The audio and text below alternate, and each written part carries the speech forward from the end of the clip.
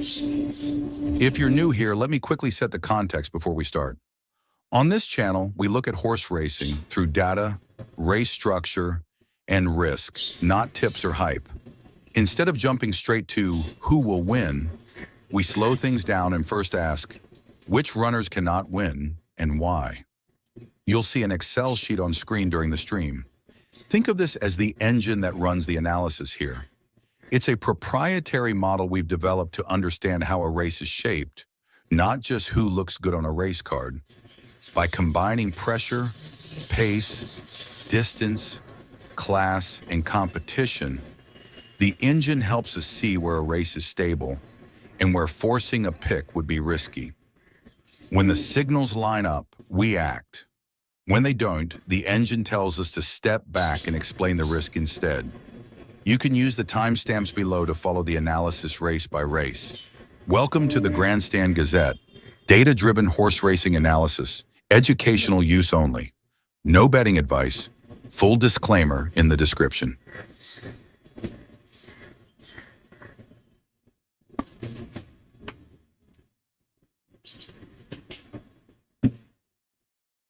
Good morning. Today is 4th of February 2026 and we're going to be doing some analytics today. Today we are at Warwick Farm. This is in New South Wales and the ground reading is today soft.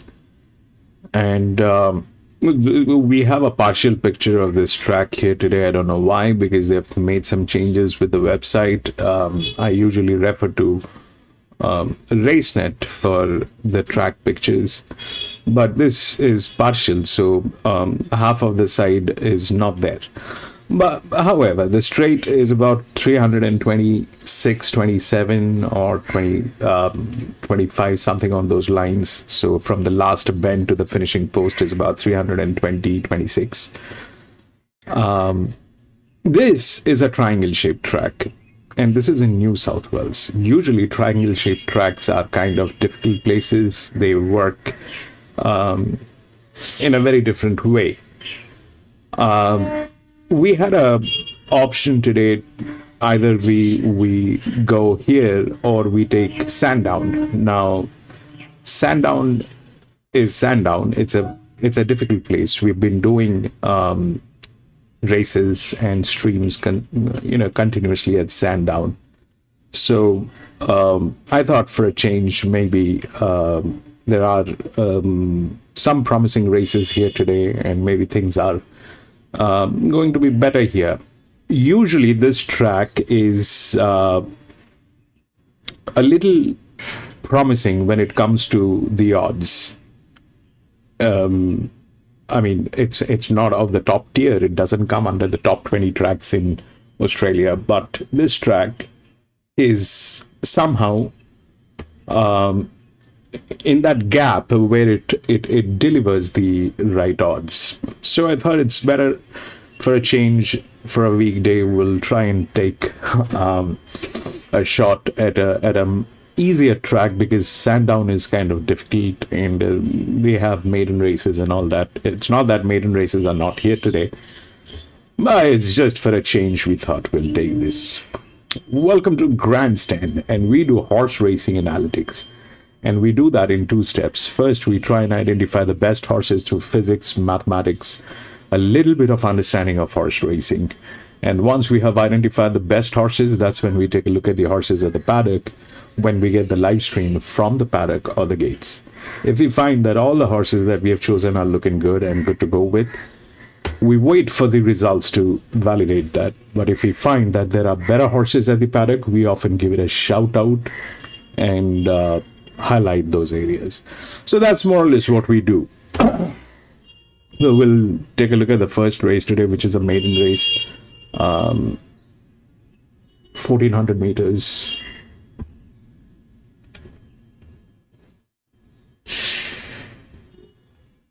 No scratching. 1, 4, 7, and 3.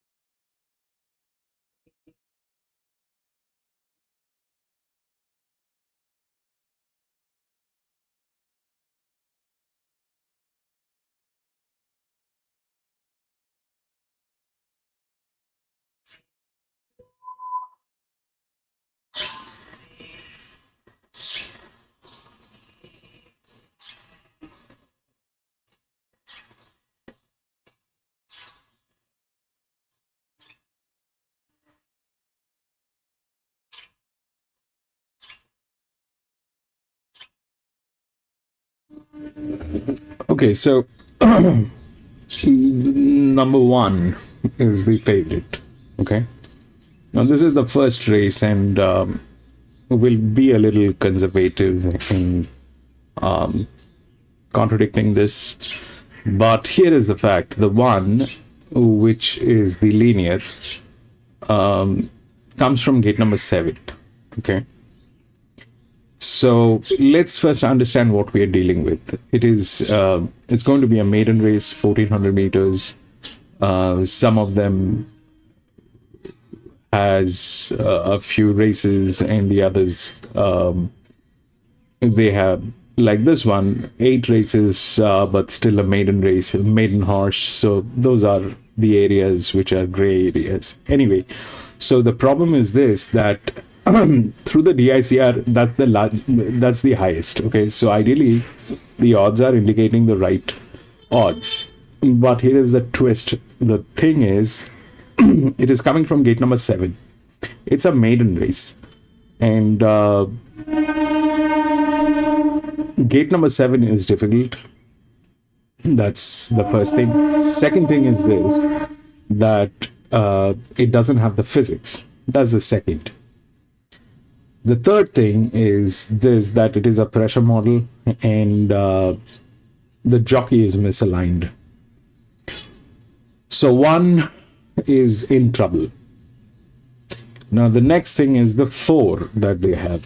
This is going to be running parallel. This is also running parallel. So this is here. This one has the physics, which is good.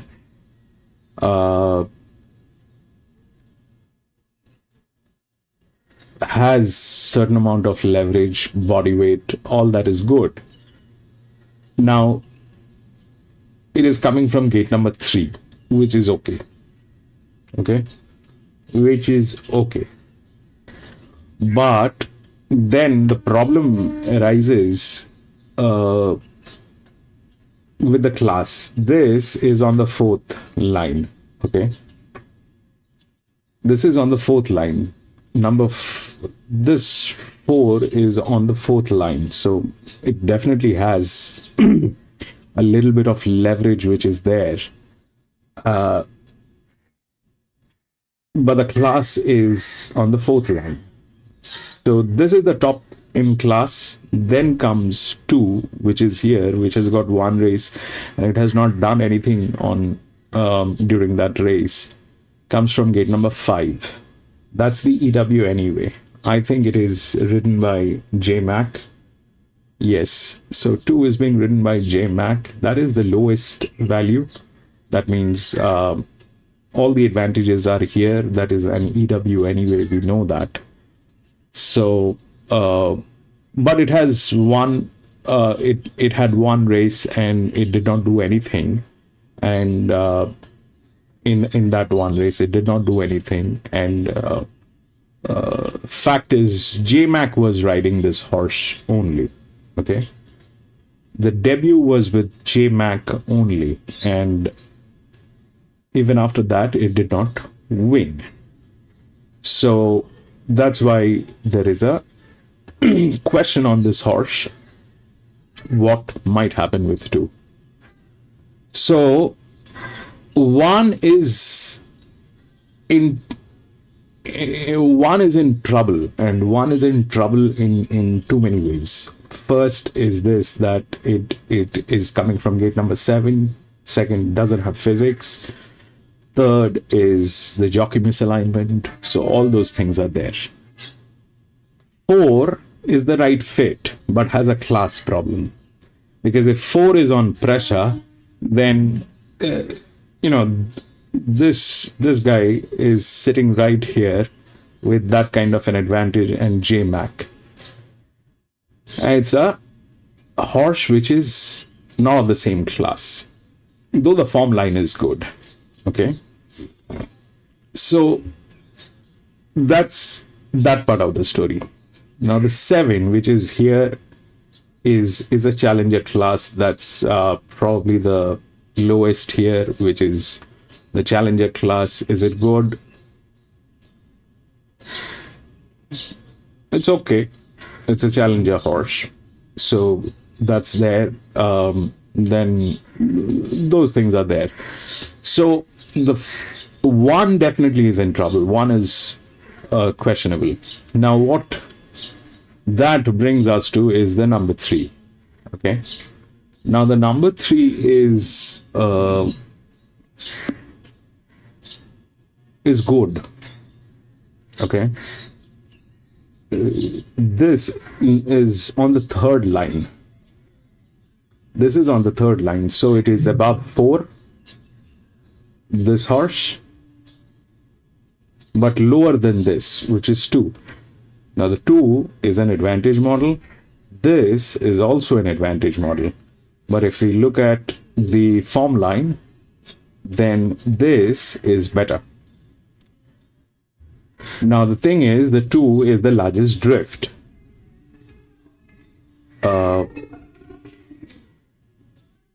3 is the largest drift. Now, what that means is that this horse is good right after the linear, but this is a bad place for the 3 to be. Okay, this is a bad place for the 3 to be. What I have seen is, I don't know why they fail from here, and they generally do. They don't need physics.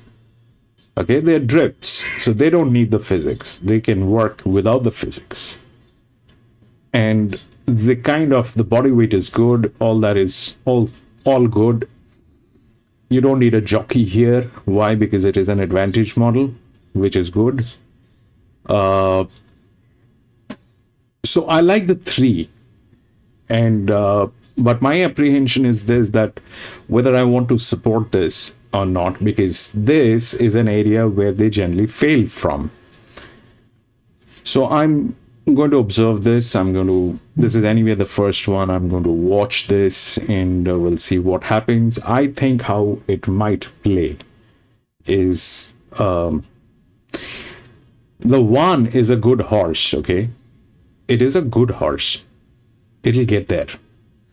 Winning is a little difficult to why? Because of the technicalities of this horse. The jockey misalignment, the lack of physics which it requires, and definitely gate number 7. So those things are an issue. Other than that, it is a good horse. So winning is difficult, but that does not mean that it will not get a place.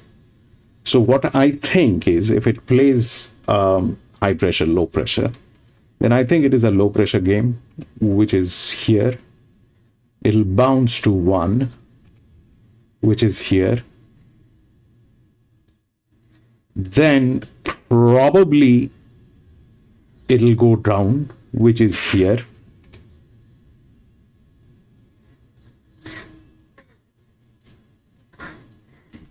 And then it can go anywhere. It can go to 4. It can go to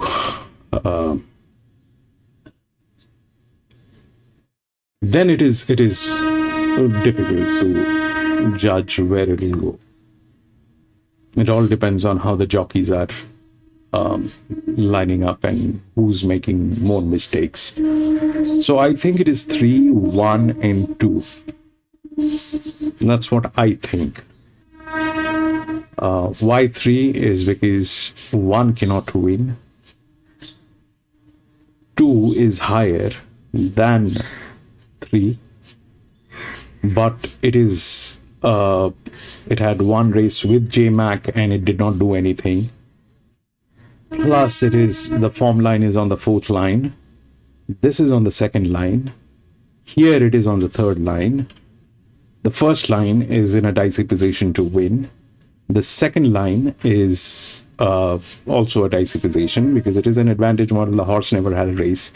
I mean, horse had a race, but it did not do anything with J-Mac. 4 is on the 4th line. That's the pressure line, which is okay. Jockey misalignment. That's the thing, but it is from an inner gate.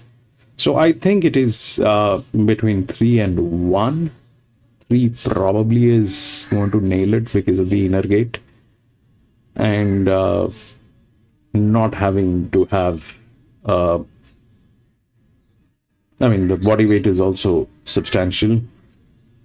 So that probably is where it lies. I like the 3, and I think it is 3, 1, and then 2 before it goes to anywhere else. We'll see how that works, but this is the first one I'm going to watch, and it's a maiden race.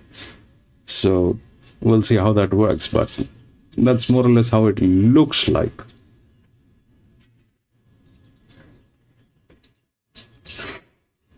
Stretch, welcome back, Stretch.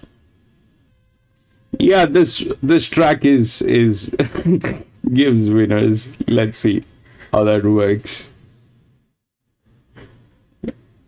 We'll see. Today it's a very exciting day because PC, I'm sure you know PC, and is fantastic. So PC has developed a model, and apparently it is working, and that's what PC says, that it is doing fantastic, and PC is going to come in with his picks probably for multiple tracks, and we'll see how that works, and we'll cheer for PC. If that works, then fantastic. We'll get to see how that works. But today we are at Warwick, so let's see.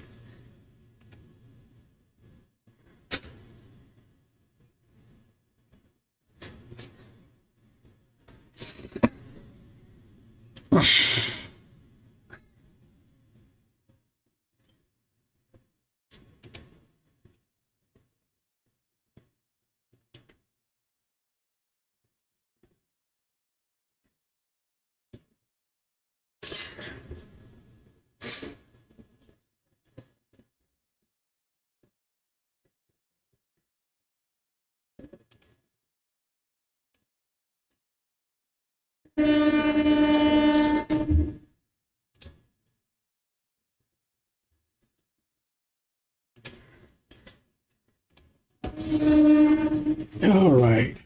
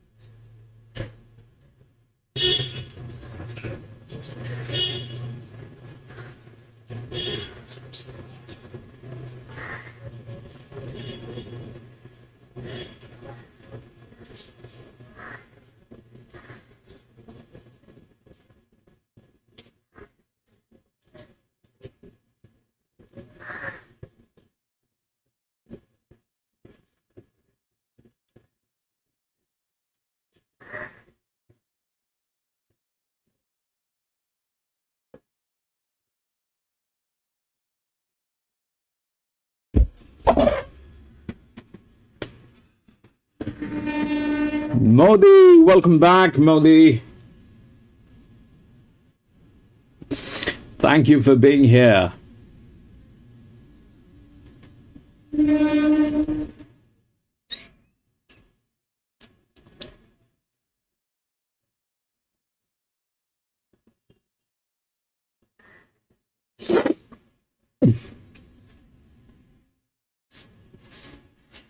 We've got 3 minutes to go for the first one. Thank you, Modi. Thank you for being here.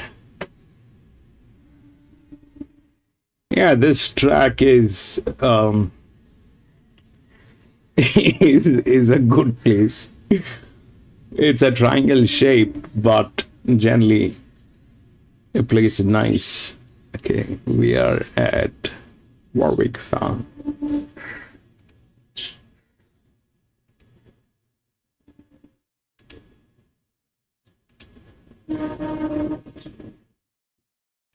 Here at Warwick Farm today, she said the weather's perfect, so I think we can find a few winners. Mostly sunny 29. We're on a soft 5 with a rail out 3. Yeah, expect that to come into a good track. You would imagine a little bit of rain early. Gate, welcome back, Gate. Rail 3, generally pretty fair. You probably want to be not too far away from the action. All right, your best bet comes up in race number 4, Samarel, who was Group 3 in her debut preparation. She's pretty promising and returns off a trial win. Yeah, she did trial nicely recently, and I like the form around Panova, who of course went down to Flemington during the carnival and won very impressively down there. So I think the form looks good. J-Mac aboard, good gate. I think she can kick off her preparation in the right style. And your best value play comes up via Curator in race number 6, who was wide in Saturday grade and not disgraced last time out. Yeah, wide no cover the trip there. J-Mac goes on today up to 2,400 dry ground. It all suggests he's ready to run a peak, so expecting him to run well at the X-ray odds. In this first, which is looming in about 80 seconds from now, Kokatahi on top. He hit the line well first up. The extra trip should suit today. Yeah, I thought he did enough there, Fresh. His run sort of came to an end about 50 metres out, but he'll be better for that performance. He's going to have to probably take their medicine and go back in the small field, but he did run third in a Saturday race at start 2, and Crossbow came out of that race, ran second and went to Melbourne and was successful. So form around him looks all right, a little bit of sting out of the track's ideal, and 173 in former numbers. Feminino out of the same race last time I thought was terrific, close off Yes. speed and sort of battled away well, just gets a little waste of time on. Getting into this. 3, Bella Cavallo, I thought the run 2 back was terrific behind Lancelot Delac, and then latest in that Magic Millions Maiden was solid form out of that's been terrific. And Double Vision will improve out in trip second run. 1-7-3-4 for me. Let's have a look at what's happening very late in the trade with the bookmakers, who have Double Vision 350 into 330 back to 340 as the favourite, just ahead of Kokatahi number 1, which is 320 out to $3.50. Feminino is 460 into 420 back to 440. Bello Cavallo is 6650 back to 6. There's support for Superata everywhere. Number 6, Davo. 11 into 9 late with the bookies. Hasn't been far off them in recent starts. You close off well there on the Kenzo latest. And we're just about ready. We better say a midweek high to Darren Flindell. Sinagrima with the claim.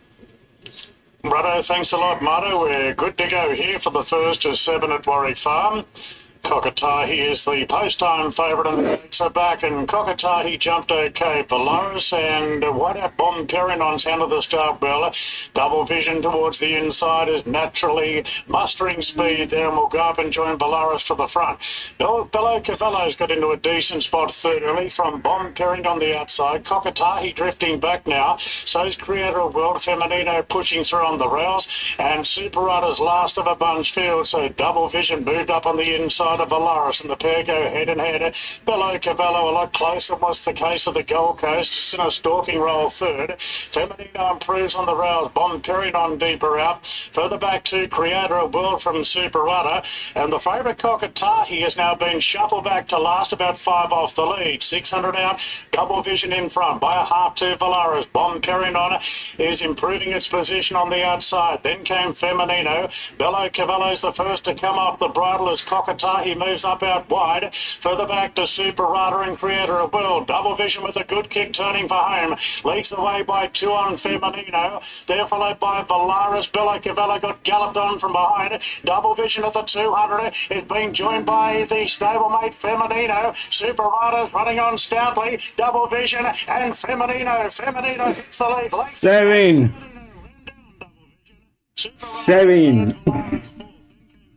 Pretty disappointing. Cockatahi got a bomb out of his ground and didn't recover. Then Creator of World, and last stand was Bon Perignon. Benino over the top of double. Trent. Very late coming to Tim Clark for the I'll put up your name, Trent. 746. 20,000. Breaks through for its first win start too, Davo. Yeah, nice ride just behind the speed. Last time I was actually updating the names, but I never saved it. I'm really sorry for that. But today I'm going to make sure that I save it every time. Stretch.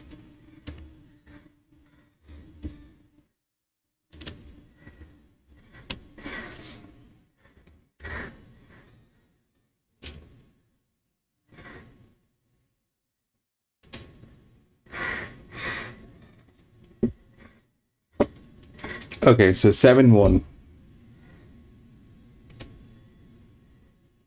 from the inner gate. All right. Now, why that happened? 7-4-6. 7-4-6. One got knocked out because it was from gate number 1. 3 somehow they generally fail from there. That's the tendency of these horses failing from there. So that happened. 4 and this one, they were both good, but I think what happened with 4 is the jockey misalignment. That is what happened. And the 7, which had the highest leverage, it went through, though it was lower than 4. So that was an inner gate. So that just went through. Had the physics. 7 1 did not have the physics. 3 did not need the physics, but they failed from there for some reason, and only God knows why they failed from there. 4 was the jockey misalignment. This was jockey okay and inner gate, so it went through. That was the first one. Congratulations, Stretch. That was brilliant. We'll go to the next.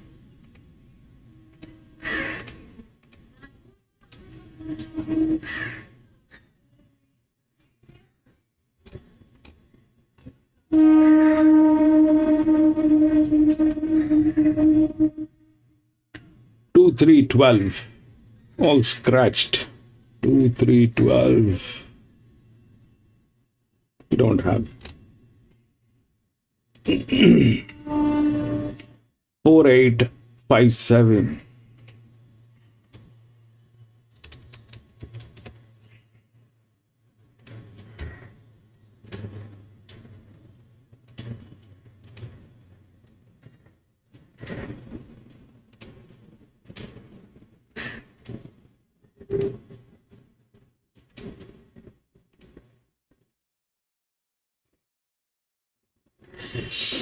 Okay, so let's understand what happened.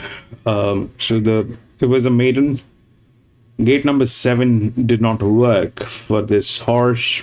It was a third up. Okay, it did not work. It did not work for multiple reasons, and which one is the right reason is difficult to talk about. It was the highest rated. The odds were right. There were multiple problems. The problems were that this was coming from gate number 7. That is number 1. Number 2 is jockey misalignment. Number 3 was there were no physics on this horse.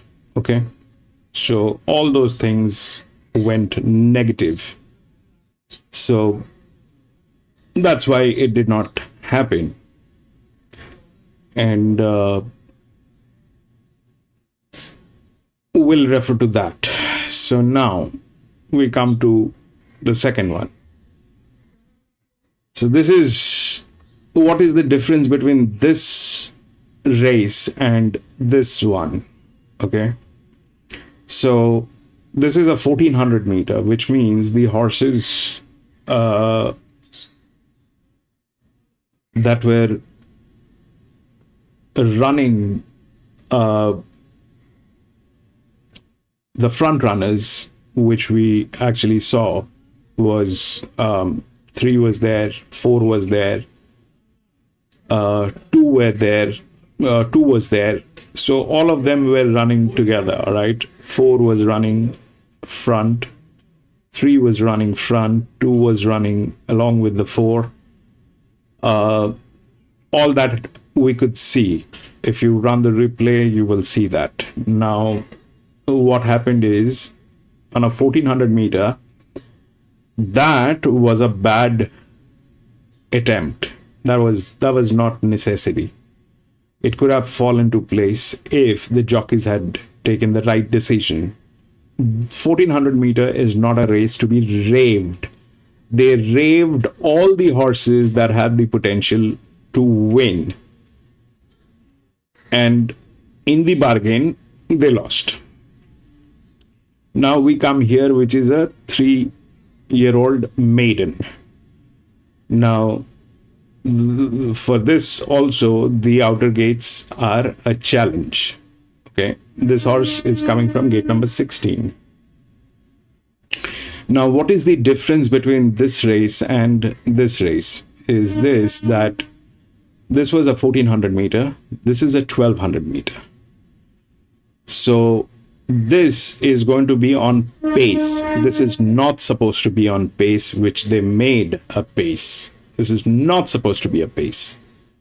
This is supposed to be a slowly run race, and then picking up at the last 400 meter. It was the jockey decisions that went flat on its face.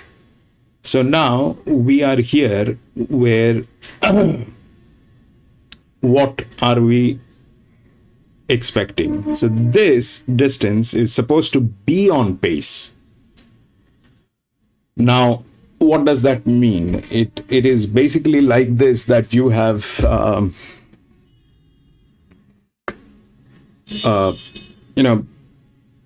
for the maiden horses, the wider gates are definitely an issue. Okay, for any horse for that matter, wider gates are an issue until and unless it is a benchmark 70, 80, 85. So for a maiden also, that's a challenge. But when it is a 1200 meters, the dynamics changes, and that is when what happens is everybody is going to be running on pace. It is not a 1400 meter anymore, it is a 1200 meters, so everybody is going to be running on pace. The other problem is this, that it is all same age. Not the same age, same sex, but it is same age. So now we have two sides of the coin. The first side is, it is a problem. The wider gates are a problem for the maiden horses, but for a 1200, it is not. Why? Because everybody is going to be raped. Now, in that aspect, 4 is the right odd. Okay, but it is still coming from gate number 16. The form line is fantastic. It is, if we look through the DICR, we've got these green horses, and then we have the orange horses. The green horses are a class above, which essentially means it is a gender differentiation. There's no class because it is a maiden race. But the orange horses are the lady horses, and the green horses are the male horses. The advantage is the male horses have a little more relaxation, okay, than the lady horses. That is just being gender biased here, but we'll see how that works. So anyway, so this is gate number 16, JMac on board, going to be running neutral. That's the first thing. Now, what are the threats in this one? So if we try to understand what's going on and how things might work and not work. So gate number 16 is a problem, but if we look through the form line and look through the DICR and the technicalities here, then 4 is okay. The problem is it is going to be running neutral. JMAC is on. It is going to be running neutral, 1200 meter. The nearest threat is definitely this one, which is the linear, okay, which is coming from gate number 13. But the linear doesn't have the physics. So we've seen this was a fantastic horse. Without physics, it could not win. So it doesn't matter which gate you're coming from. If you do not have the physics, then it is a technical problem. Can it be broken? Yes, but those are of different class of horse. I don't know if this horse is of that class. It's definitely not worth when it has 5 races and it is still a maiden coming from gate number 13. So it definitely doesn't fall into that class. But that's the nearest threat, okay, which is the linear, but it doesn't have the physics to win. Now we take a look at the drift, which is the other one, which is up here. This is where they fail, and this genius is like over 50%. Both of them are over 50% bleeding financially, these stud farms. So 9 is not a threat. 7 is not a threat. I mean, they're helpless. They are threats, but they are helpless in their own ways. We come to 14, which is here. 14 is good, has an advantage, but it is a challenger model. It's a lady horse coming from gate number 14 with a disadvantage, has the physics, everything is in place, doesn't need the jock. So 14 can 14 do something? It's difficult. Why? Because it is starting with a difficulty, and from that gate it is difficult.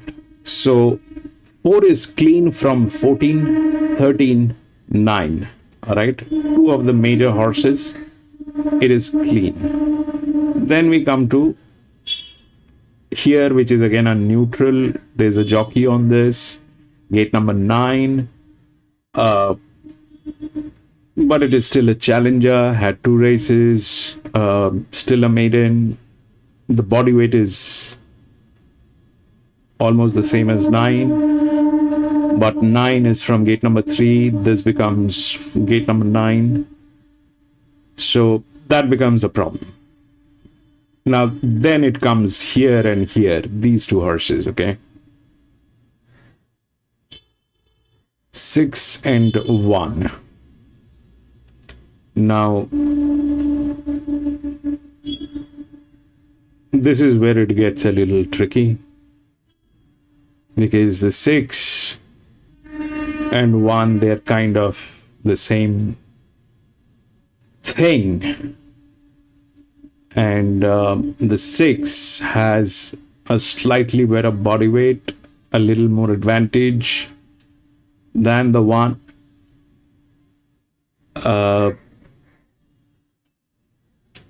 Here it is like that, so it's probably here somewhere, 6 and 1.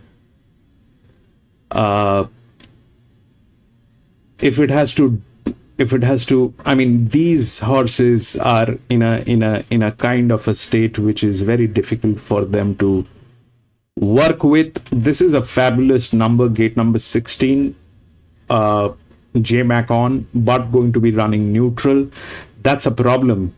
But to the direct threats, the direct threats, which are the 7, the 9, the 14, they are not exactly in a position to work with this today. I don't think so that is happening.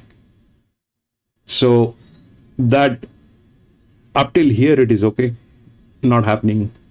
Then it is here. So now these two horses, one of them I think is going to be in. And if we look at the management, it could be one. They're the same thing. One has a better jockey. Okay. Lloyd. Zach Lloyd is on one, which is coming from gate number 6. This one doesn't have a jock, the 6. But that does not mean anything. They are almost the same. The advantage is on 6, which is there. It has also done this distance multiple times, which is there. So chances are it'll fall on one of these horses. It's either 6 or 1. It's still a maiden. I don't know which one will actually run and which one will not. But here, the thing is, Zach Lloyd has been a dedicated jock with this horse, okay? But even after that, this horse did not win or with Zach. It had 6 races, still a maiden. This one has 3 races. More advantage from the baseline. They're almost neck to neck in all possible ways, but here it is. If this is on the 4th line, this is on the 3rd line. Now we have these horses which are coming there, but they're not doing practically well. And then we have the 5 and the 8, which had, these horses did not have any races. So bottom line is this, that if we look at the nearest threat, which is 7, the linear, that probably is not in a position to deliver because it is lacking physics here. 9, which is the largest drift, they fail from here, plus that's the management. It's got good numbers and a fantastic gate. So can it happen? If they deliver from there, probably can. It has a job. And probably that can happen. But with that management, that's difficult. And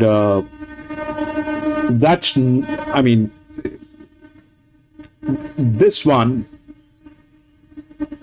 is something that works with the linear. So the linear is not in a position to win. So the 9 is questionable. It's probably here somewhere. 6 and 1. Both of them are good. I don't know where it will fall. The 1 is also a neutral. The 6 is one of the drifts. So it can fall anywhere here. 5 and 8, I don't know. They have wider gates and they never had a race. Then these 2 horses are also there, especially the 10, which is coming from gate number 1. Has substantial advantage from gate number 1. That's the next one. So all those things can happen here because it is inner gate. So 4, I think, is clean. But having said that, my apprehension is that this is a neutral.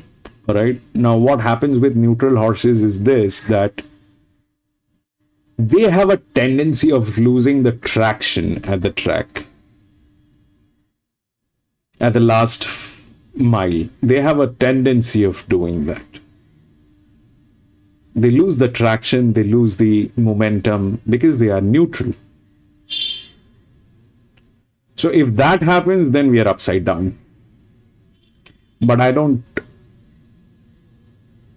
see, if not this, then who? I can't see that.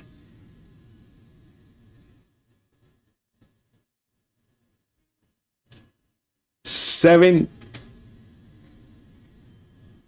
No. This is too wide for a maiden and for that class. The 9 is okay, but they have a management issue and they generally fail from there. Okay. This one is also okay, but it is the same thing. Challenger, gate number 9. Then it is here, but it is a questionable thing who is going to be in, because their numbers are almost the same. It doesn't compare with this one. This one is coming from gate number 16, going to be running neutral. I like this horse, but it's a risk because of two major factors. One, it is still gate number 16, and 2, it is running neutral. So we'll see how that works, but I like the 4 and it should work.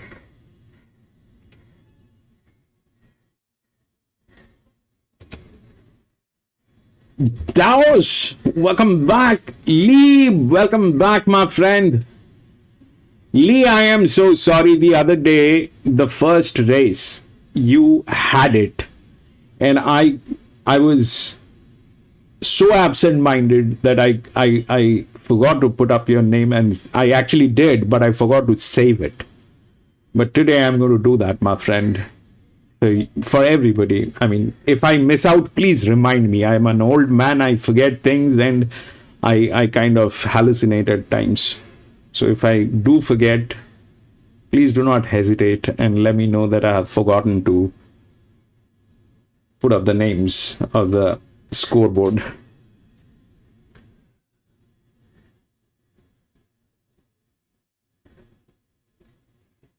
It ended up being $20 winner. That was your black book is fabulous. You know that. I've seen that.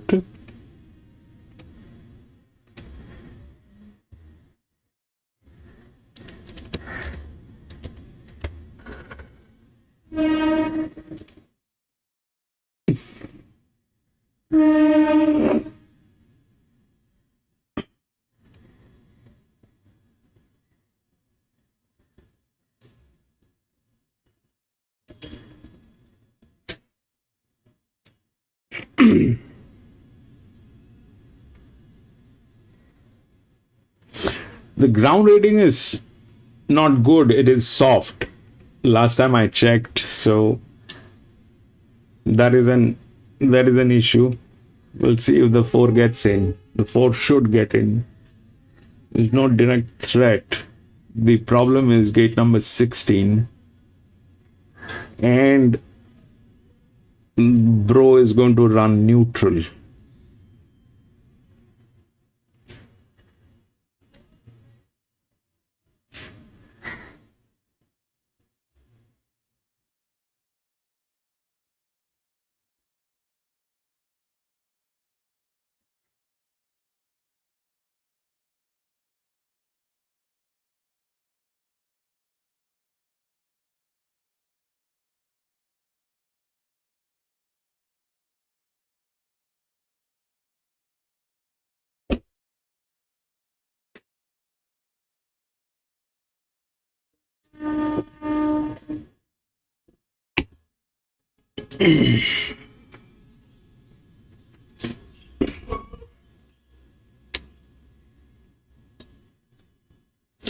I'll write your name in a different way, Stretch. I'm going to put it SL.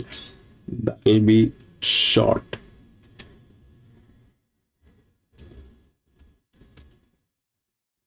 Stretch, your SL. Stretch long shot.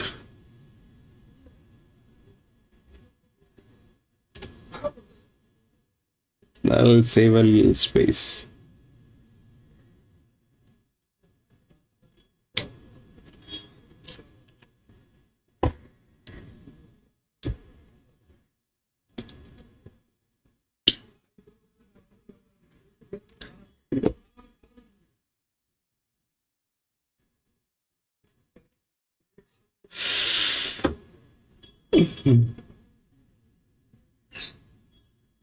Yeah. I mean, it's a choice that I had to make today. Actually, yesterday, whether I want to go to Sandown or Warwick Farm. I thought we've been doing Sandown for the last few weeks. Let's change the things a little today.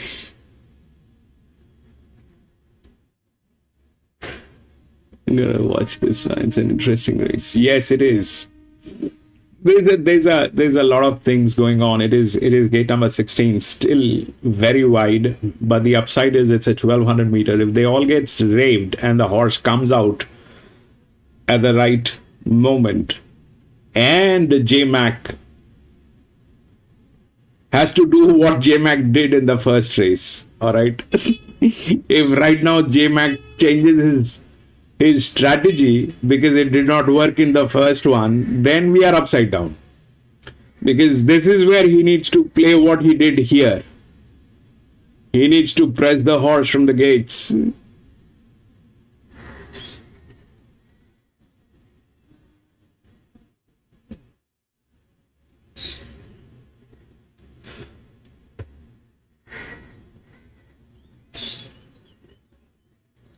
If J-Mac decides no, the first one went upside down because I pressed. Say you pressed a wrong race. That was 1400 meter. You should have waited for the right opportunity. That was a bad idea. But that's the strategy which needs to play in this one. Needs to be pressed.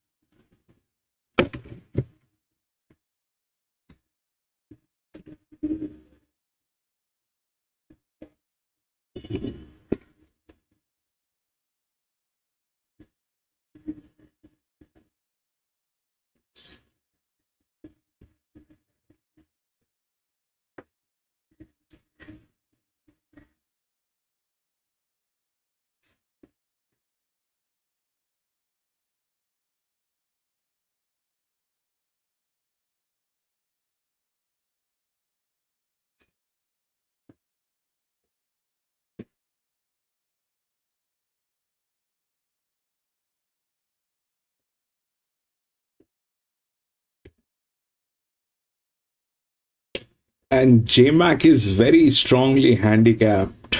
Very strongly handicapped.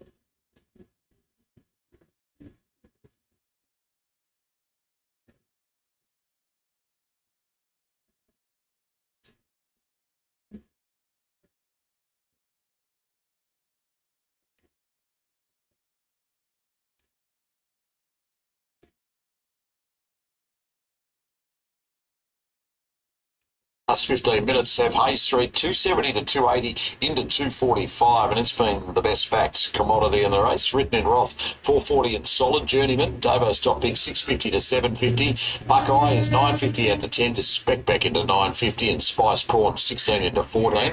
Alabama Charms an interesting one here, Davo. Horse number 9 for the Hickman team and Jason Collis. It's 31 into $21 and attracting interest. And another one coming out of the Gold Coast Magic Millions maiden. Yeah, hit the line quite well that in that race, Tomato. Just started $101, and I thought Splash of Steel was the much better run, but it's on the home track here. Out to 1,200 metres, looks fine from what she's done today. She's had a few chances, though, and just maybe that good draw, potentially what's driving people to back her here. Hayes Street, who's been best backed, your second pick, and hasn't been disgraced twice in Group 3 company.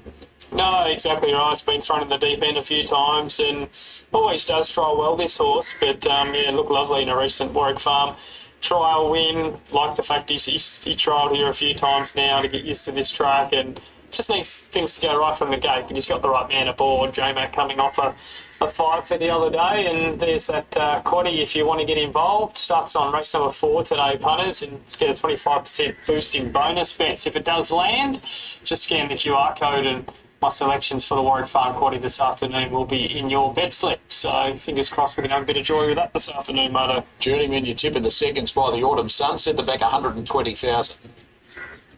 Yeah, I think he's a nice horse. Obviously, he's got to go do a race day now, but look, all 3 trials this time in have been great. Love the fact he's had a base with those 3 trials to get those fitness levels up. And I know he finished 5th, beaten 6.8 in the latest, but it was a very soft trial. He was just out there to keep the fitness levels ticking along, and I love what he did in his 2 trials prior to that. He clocked the best last 200 of the day there in that trial session on January 13 at Rose Hill, and look, he's going to balance up and hit the line really hard here on debut. Plenty at stake here in the Inglis Extra Bonus Plate, Davo. If you're eligible, today's winner will walk away with 48 grand in prize money plus a $100,000 bonus.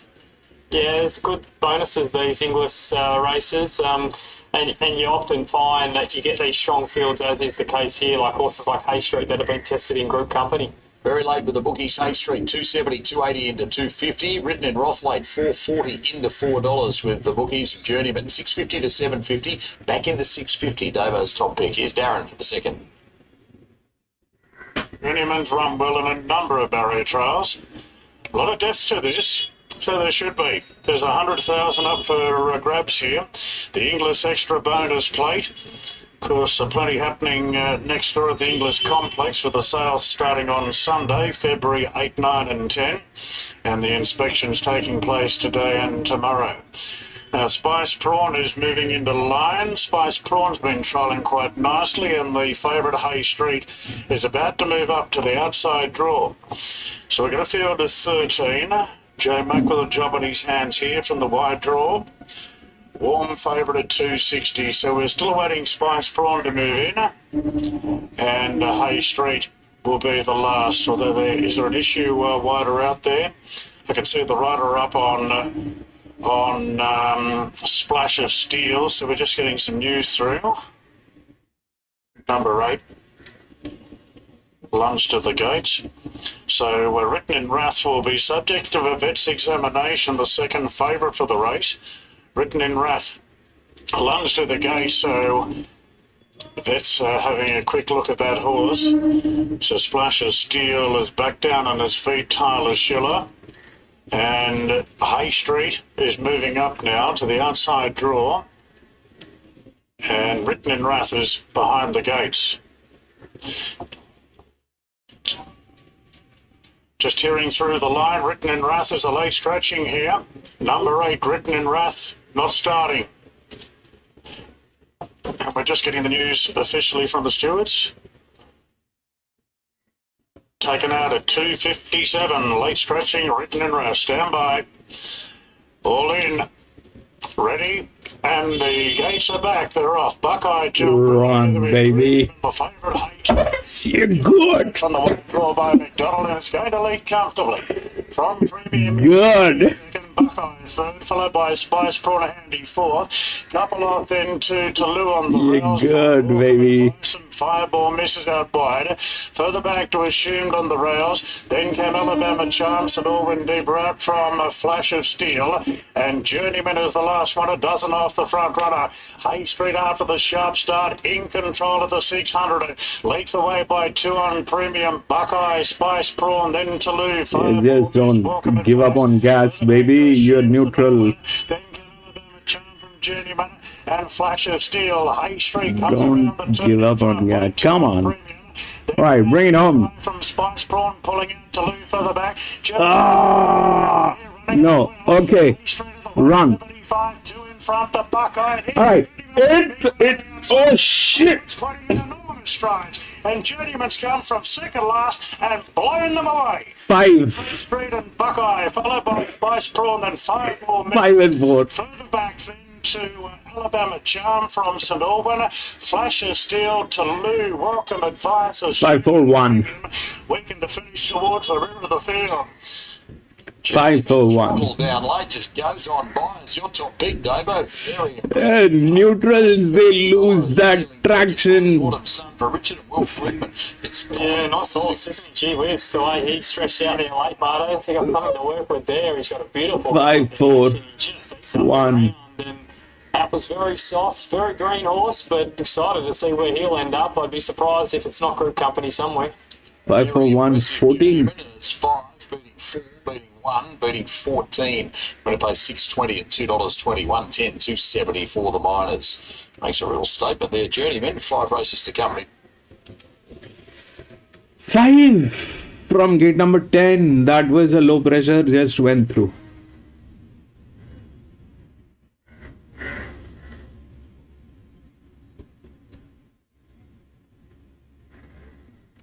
Five. So, out of these two, the 1 actually got through. And then the 14, which was not possessing that threat, also got through in the 4th position. The 7 could not make it because of the physics. What happened is basically this, that that was all good, but you still are a neutral, and we just saw what happened. It loses traction. It loses traction.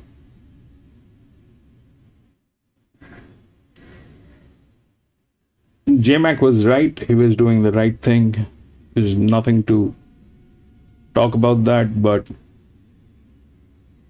it just lost the traction.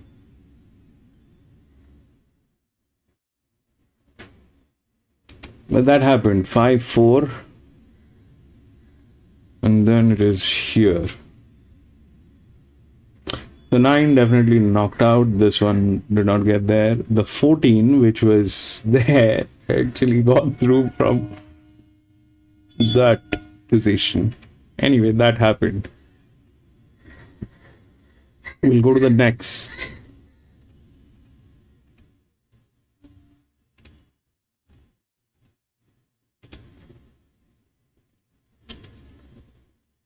One and 2 has been scratched. We don't have 1 and 2. 8643.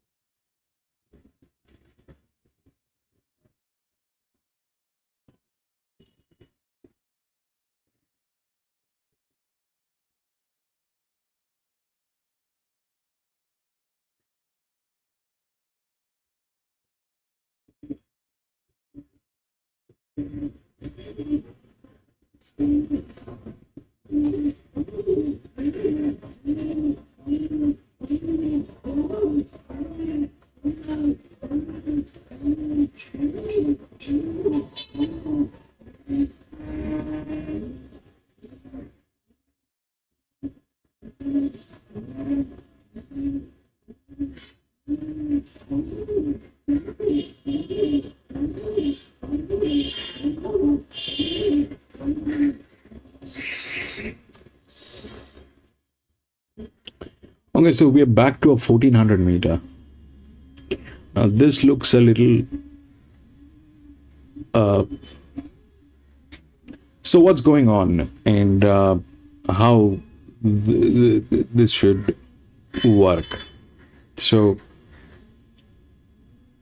this one was supposed to be on pace, okay, and they played pace.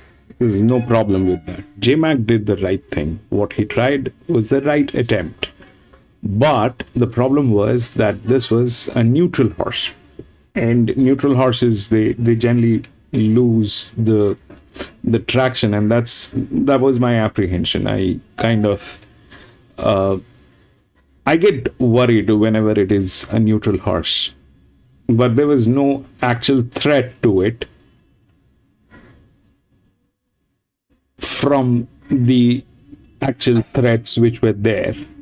So that was not the thing. What happened basically is this thing lost the traction at the last moment. And the 5, which was the EW of the same class, did not have any races, just got lucky today from gate number 10 and went through. So here, this is supposed to be a slowly run race, okay? This is supposed to be a slowly run race. And why I'm saying that is because that's where it went wrong here, okay? If it gets on pace, it'll go out of control. It'll not work. This is not supposed to be on pace. So now they have the 8, which is the right odd. And why, I'll tell you, because it is at 103 on a leverage point. So this horse is huge, okay? This horse is huge. Huge as in, like, it's a very good horse. So now the thing is,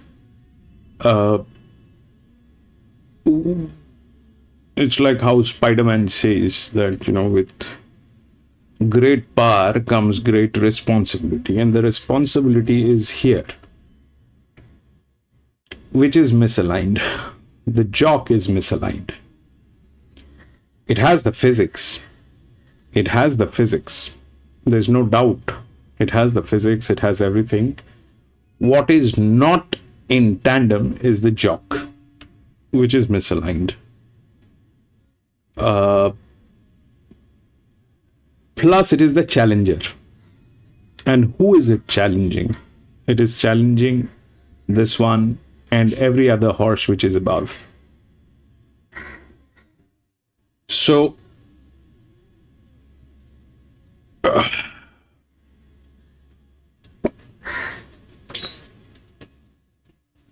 if that's the issue, I generally like to stay away from that kind of a confusion when you have a jock which is misaligned with a pressure model. What generally happens when so like here, they lose traction, okay? They lose traction, we know that. Here what happens when the jock is misaligned? So let's visualize this in a different way. So if this is not a pace, this is going to be a slowly run race. This thing is going to come from gate number 4, and if it gets pressed from gate number 4, it'll give up on the last mile. That's the first thing, which the jockey would try to do. That is the tendency of these guys, because they know that we are overweight and we need to get a lead. In the bargain, they will press the horse. It will be running front. It'll become a front runner. Instead of the 7, I think the 7 and the 8, they are going to be running front. But what will happen in the bargain is the 8, if that happens, if he decides to put this at the front and press it on 1400 meter, it will give up on gas. That will happen. Plus, it is a challenger. So this jockey, that decision is a dicey thing. The 3 is in a kind of a position which is there, but it doesn't have the right form line.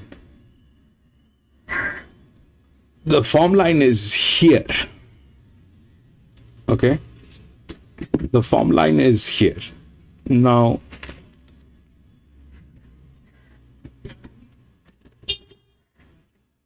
the 6, these two are of the same class, but before we get there, they are all going negative, right? They're all going negative.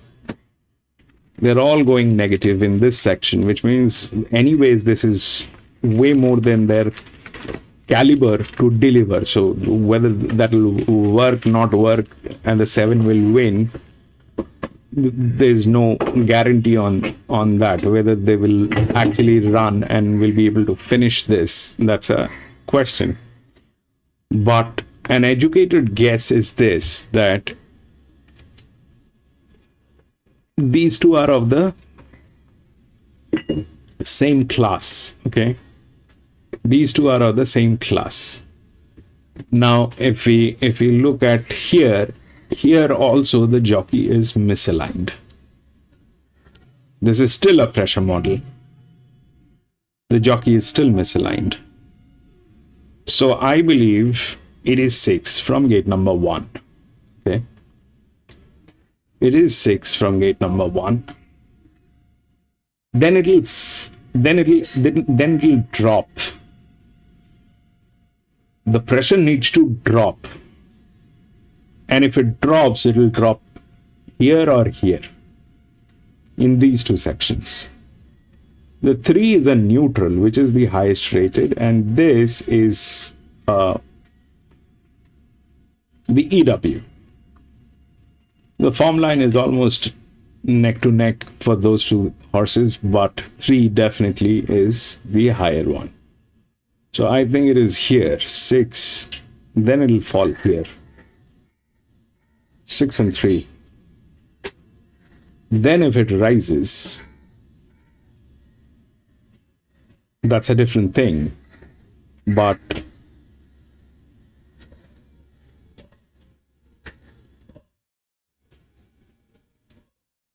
the 6 will deliver, that's a question, because they're going negative both sections.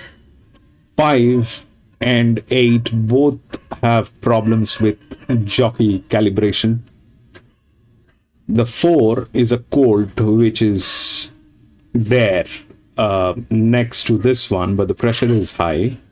So either it rises, but since they're all going negative and that form line will matter, so whether it will rise here or here or here, those are very questionable areas. It is not that 6 is not questionable. 6 is definitely questionable, since they are all going negative. But if it has to work, it has to work on the basis of what? The form line, the jockey alignment, and the decisions that they're making.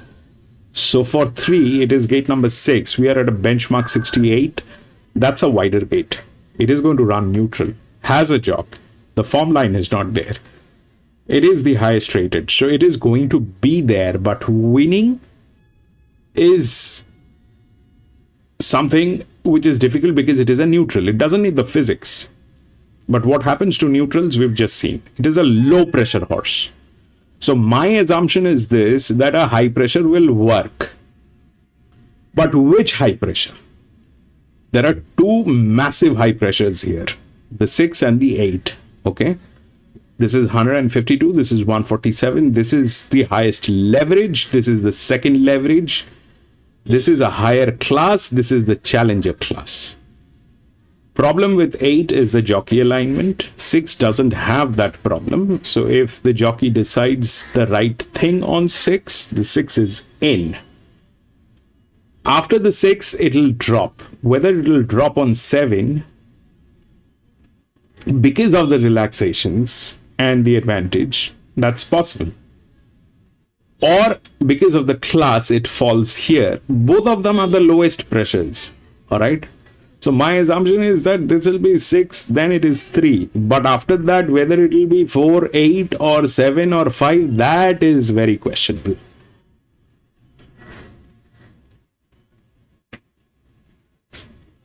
So my best is 6. I think it is 6.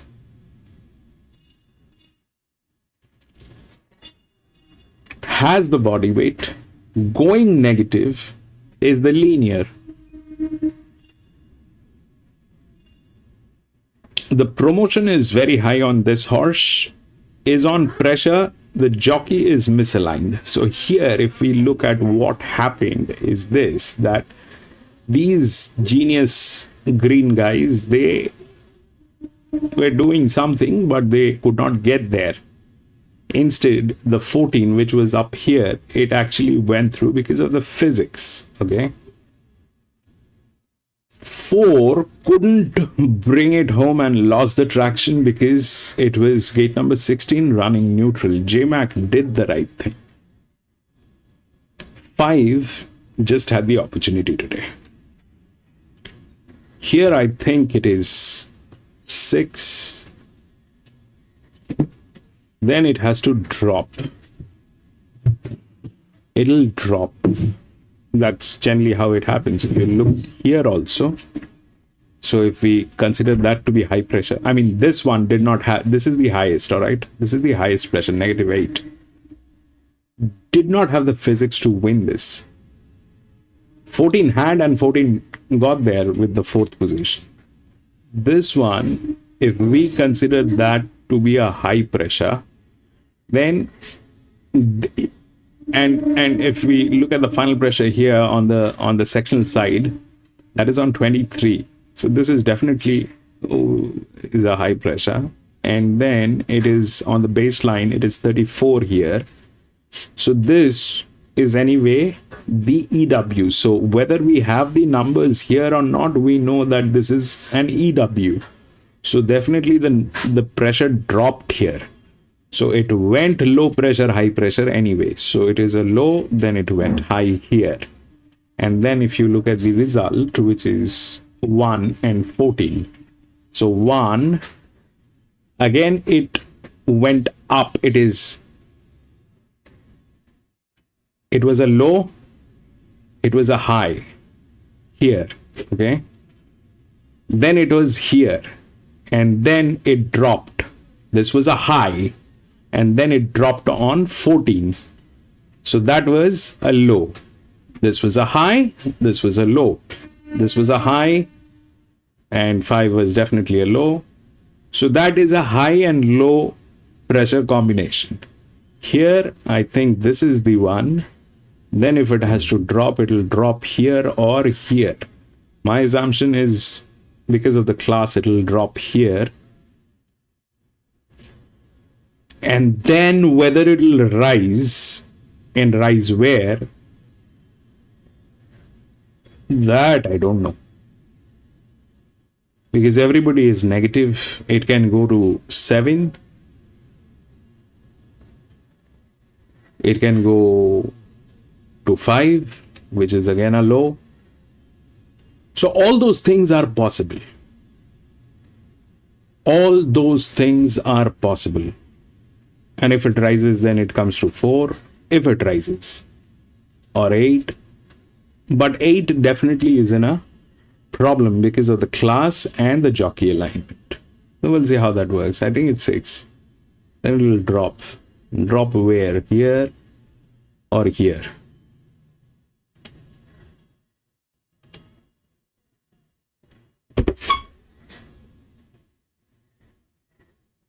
I figured it was going to be between the 5 and the 8.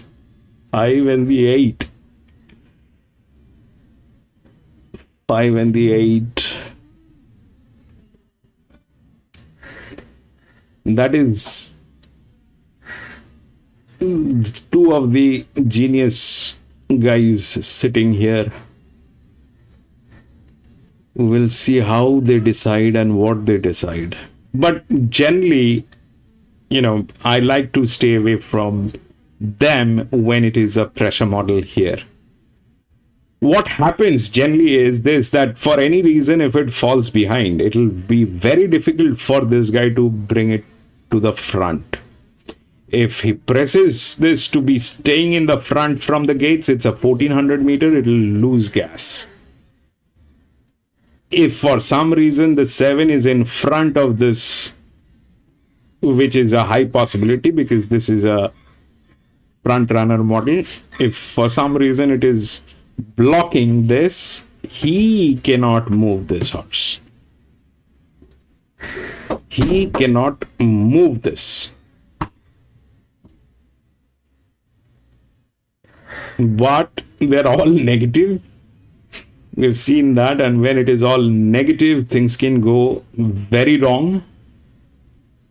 The 8 apparently is the right horse to be the favorite. Why? Because of the leverage. This means that in the previous race, it has done fabulous, and that's why it is here. But that also means that it is on pressure. You need to have a jock to handle that pressure.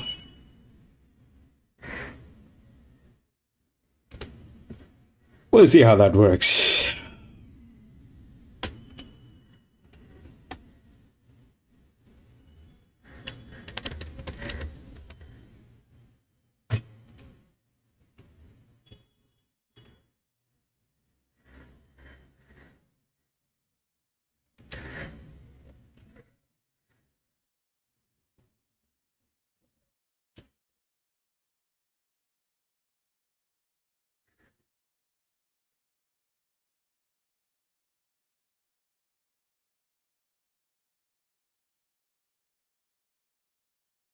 Oh, you're talking about the previous one. 5 got it. Yes, 5 and 8.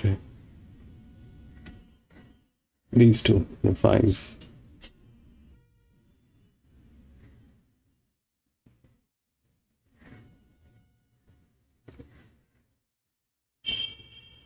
This is a tricky thing, They at times they do wonders. At times they don't work.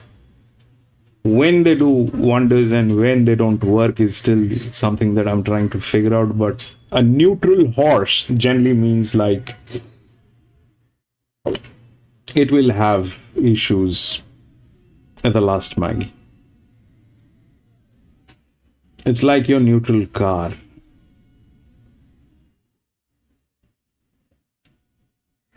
It generally lose the traction. It's a kind of thing. We'll see. 8, 103. It's a very good horse. 8 is a fantastic horse. There's no doubt about it. 8 is a fantastic horse.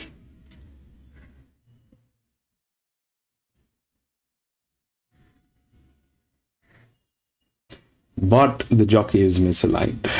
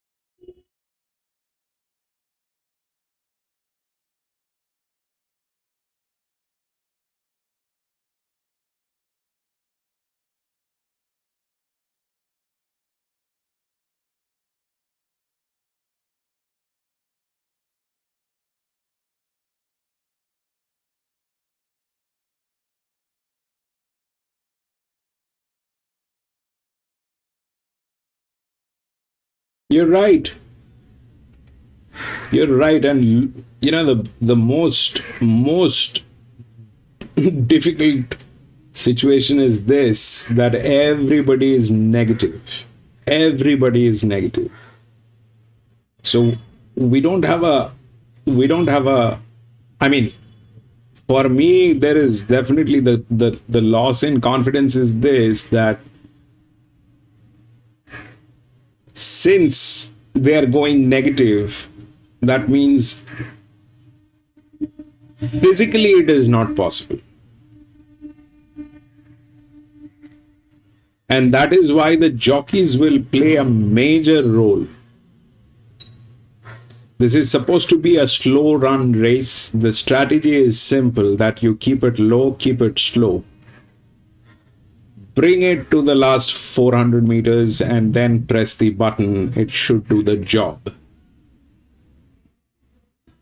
The tendency on 8 is he will press the button from the gates. If he does that, then there are two things that might happen. One is it'll give up on gas because it cannot carry the next 300, 400, 326. Two, because everybody is negative. If it has a substantial lead, which is like 5 lengths, 6 lengths, then there is a possibility. But looking at his body weight, it is very difficult to imagine that he will be taking that call. He will press it. So 8 should be leading from the gates. That's what probably is going to happen.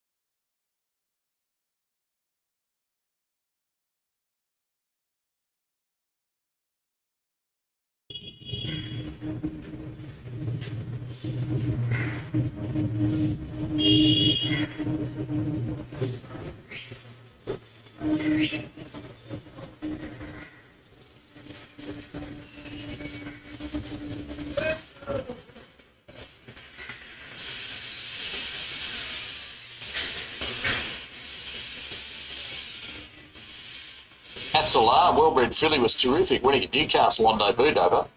Yeah, it was very impressive, Marto. I think it's a horse with a lot of talent, and I know it's the Beaumont track, so it's pretty much that country standard at times when they race on that track. But she was terrific. She burst away late. She ran good time. Last 600 was 6 lengths above average, and I think she can map to get a lovely run here and be hard to hold out. 8, 6, 4, and 7, the numbers for me. Thought Little Iris was the clear danger. Looked your leader in the race, led and won nicely there. First up at Canterbury. I don't think it was the strongest race we've seen, but just with the favours today up front, it's going to be hard to run down. Forward Decorum's an interesting horse. Ran second at Attica on debut and then won at Newcastle. Just got a horrible habit of missing the start, this horse, but he got a big finish on him. 7 hard yakka there. Our own Sky's John Gatfield, I believe, is in the ownership of this horse. That man, and hopefully can run well. Led last time out of the provincials and won impressively. But 8, 6, 4, and 7 for me in race 3. Good little race. Let's have a look at what's happening late with the bookies. Lee 6. 25 to 240 into $2.10. Little Iris 260 out to 280. Decorum 3 in the into $3.90. And the other 3 at double figure odds are all getting out. Some talented horses going around here, Davo, in the small field.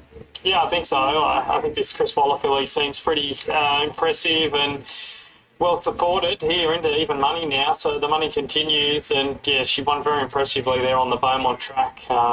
Aperitif's the horse she beats going okay too, so the form's good, the time was there, and just needs to bring that to town from a good draw now. She's well backed on debut as well, 3.10 into $2.30, well backed again today. Beautifully bred by Wooden Bassett out of I'll Have a Bit. Mum was a Group 2 winner in Adelaide, set them back 450,000, did Asalar Dover. Yeah, well bred and clearly a talented horse that's just in that stable to keep improving as well. Just saw little Iris on screen there, was getting very warm. It is warm, obviously, out there. Decorum getting a little bit sweaty as well. So not the perfect parades from a couple of the main dangers as well. Best backed Asalar for the third Warwick Farm. Here's Darren. Prince Charge, a Sealer, and Hardjacker. Right, a Sealer's into evens now. She looked really good winning at Beaumont, this Wooden Bassett filly. That was on January 15. Chad Schofield was aboard her that day. Chad looking for a quick double, and got the chest puffed out after that enormous win by Journeyman in the previous. Running home, the last 600 on the clock was 33.70, and it's come from a mile back, Journeyman, by the autumn sun. Looks to have a very bright future ahead. Rich and Will Freeman certainly haven't rushed into the races, but that was enormous. But ready now. Good race coming up here over the 1,400 metres. A Sealer starts a clear favourite now in front of Little Iris. Gates are back, they're off and racing. And Crimson Wings jump well together with Prince Charge the outside, and Little Iris is going to whiz up on the inside, searching for the lead. Hardjacker moves up out wide. They're followed for the back by Decorum, and the 7 has been taken back to last. Hardjacker staying off the fence. 7 is supposed to be running front. They've got a length and a half clear now from Prince Charge, then Decorum, Crimson Wings, and a Cilo's ridden stone cold there at the tail of the field. They sort out their order. Hardjacker a 2-length leader from Little Iris to a clear second, then Prince Charge, a half the inside Decorum, a length to Crimson Wings, and 2.5 to a Sealer, and that filly would be about 8 lengths off the front runner. So it's the roughie in front, Hardjacker by 2.5. Little Iris in That's a very good strategy on 8. Prince Charge, Decorum, Crimson Wings, and now Sealer being stuck. Very good strategy on 8. Come to the home turn. Hardjacker still in front by 2. Little Iris is bridging the gap. Decorum works into the clear, followed by Prince Charles. Run, baby, 6. Sealer's tracking up, looking for a bit of room as they flatten for the run home. Hardjacker, Little Iris, Decorum. Yes. To claim the leaders. Decorum put the head in front. From Little Iris, a Sealer back on the inside, and then Crimson Wings. 200 to go, and in front Decorum, and it beats off. 4-6, 4-6, 4-6, 4-6, 4-6, 4-6, 4-6, 8. 4-6, 8. Outside, Sealer, a bit plain in the straight. She plotted on. He can't pull it. You see, what is happening is he got into traffic. He can't get it back into the sequence line. 4-6. The top of Little Iris. Crimson Wings will snatch third away from a Sealer as the favourite. Decorum resumes to make it 3 starts, 2 wins, Dover. He's still learning what it's all about. 4-6, 5. Lee. Brilliant finish on him. We saw that against Attica in the first prep 4-6, trials this time in, and he's brought that to race day and finished home over the top of them. 4.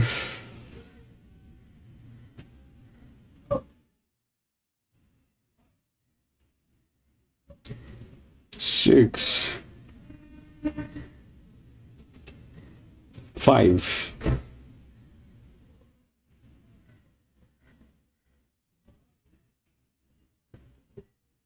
4-6-5. So why 4? Because 4 was a higher class than 6. Came from gate number 2, but it was a cold. But it did the job today because the jockey was good. This was a much lower pressure than this one. The filly was in a tight spot. They were all negative. So what went wrong on 6 and what went wrong on 8? So 6 should have won. Why it went wrong? Because he decided to press this horse. That I expected from 8 that he will do that. But no, it was him who did that, and it was running second in the line and got pressed from the gates. The 8 had the issue. So what was the issue with the 8? If he pressed this horse, it would have ended up like 6. He did not press it, but he cannot get it to the front if it falls behind.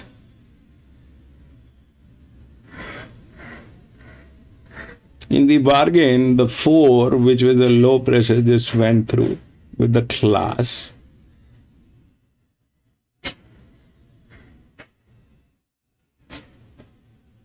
And the 3 sat there hatching eggs.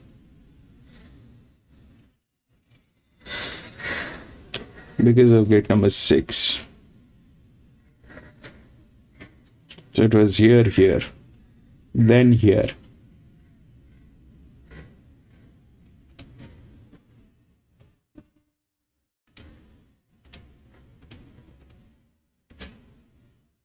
Four.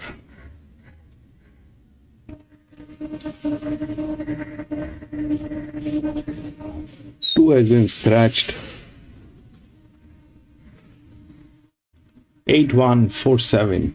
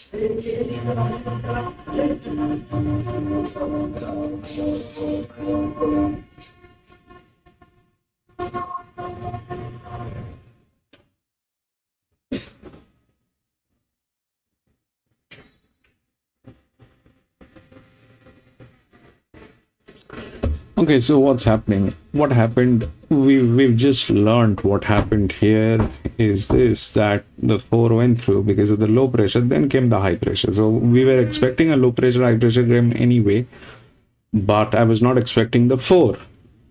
I was expecting the 3. But that did not happen. The 4 went through. and the 3 did not do anything because of gate number 6, benchmark 68. So that did not work. The 6, the 8 gave up. We know why. And the 6 is because of that negative pressure. Okay. So here, let's understand what's going on. So this is going to be on pace. This is going to be on pace, 1200 meter.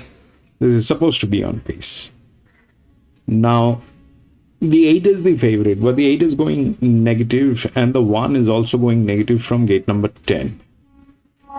Okay, we are still at benchmark 72. But the upside is this, that it is going to be all pace. So for this one, like this one, 1200 meters, this was gate number 16. It came in second. Why? Because it is 1200 meter. It did not have a problem from the gate. What the problem was, it was neutral. Okay. Here, let's assume that the gates are not a problem because it is going to be a 1200 meter. Now, if that's that, then this is okay. Well, the problem is this, that out of here, everybody was going negative. That is where a low pressure, high pressure came in, and we could see what the kind of challenge this was. But that is how it played. Here it is not the same. Here, these two gentlemen, these two horses are going negative. The 8 and the 1. So definitely this means two things, that they're definitely good, but they are also going negative. About the goodness, if we talk about, then the 10 is the highest leverage. Okay, here this one was the favorite because of the leverage. Now the leverage works on promotion, and the promotion happens internally within the racetracks. So the racetracks, they will go through their acceptance, and they will go through their qualification criteria and all that. Now that brings us to 2. The 2 is a challenger. That is the highest leverage point. Okay, so what is working and what is not working? So I think what's going on is this, that it is again going to be a low pressure, high pressure. It is again going to be a low pressure, high pressure, but this time there's a mix of class. It's a mix of class. So if we look through the DIs here, so comes the 1, which is the highest. Okay, that is a pressure model, and here is the gentleman who's sitting here handling a pressure model, which is a bad idea. We have seen what he has done. It becomes, the physics is not on his side. It is not the intent of the jock. It is not the intent of the jock. He tried, but if you go and check the replay of this video, you will see even after him trying to take it out of the traffic and bring it to the front, he can't physically do that. That's the challenge with him. His decisions are against him. Whatever decision he takes, if he decides to put it in the front and do the front running and bring it home, that's a dicey proposition because it will give up gas. If he decides to wait and then bring it home, we've seen that he cannot do that. Physically, that is not possible. So it is just that he is handicapped that way. So here, for 1, it is like that. Plus, it is going on negative. The form line is not great. That's the thing. So that's that part of the story. Now, The 8 is good. There's no doubt the 8 is good. But there are these horses in between which are above the class. Okay? 5, 3, 4, 6. So 8 is on the third line and going negative as a linear. Has a jock. Probably JMac. Yes. So, but 8 is coming from gate number 5, going negative, and has 4 horses to deal with. So, that's possible. But if it'll play high pressure, low pressure again, it'll play the high pressure, low pressure game again. So if that happens and the class kicks in,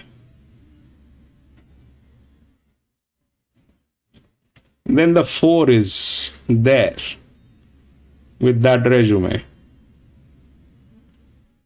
So the odds which is suggesting 8, 1, 4, I think 1 is difficult for many reasons. 1 is that jock. Second thing is brother is losing physics, so winning is difficult for 1.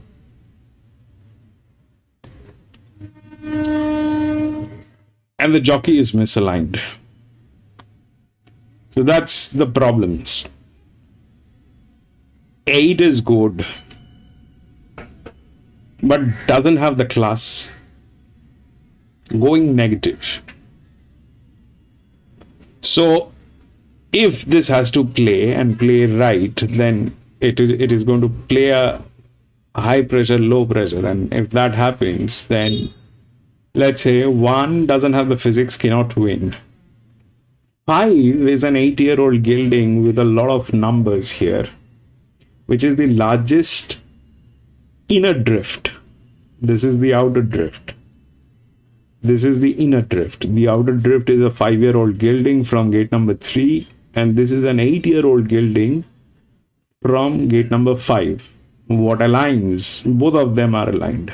They need to be below 20%. In both cases, they're below 20%. This is better.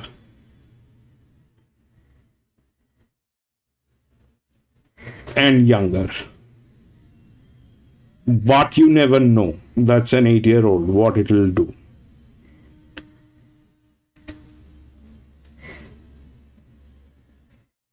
I think it is 8 and 4. The 1 is out of the equation. I think it is 8 and 4. Whether 8 will win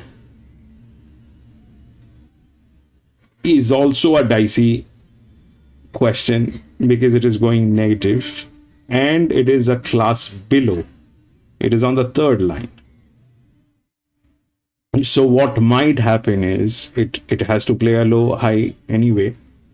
So it could be 4 and then 8, or 8 wins with the pressure line and then comes 4 with JMac. But 8 winning is questionable because of that and that. And somehow JMac is also in a very strong handicapping situation.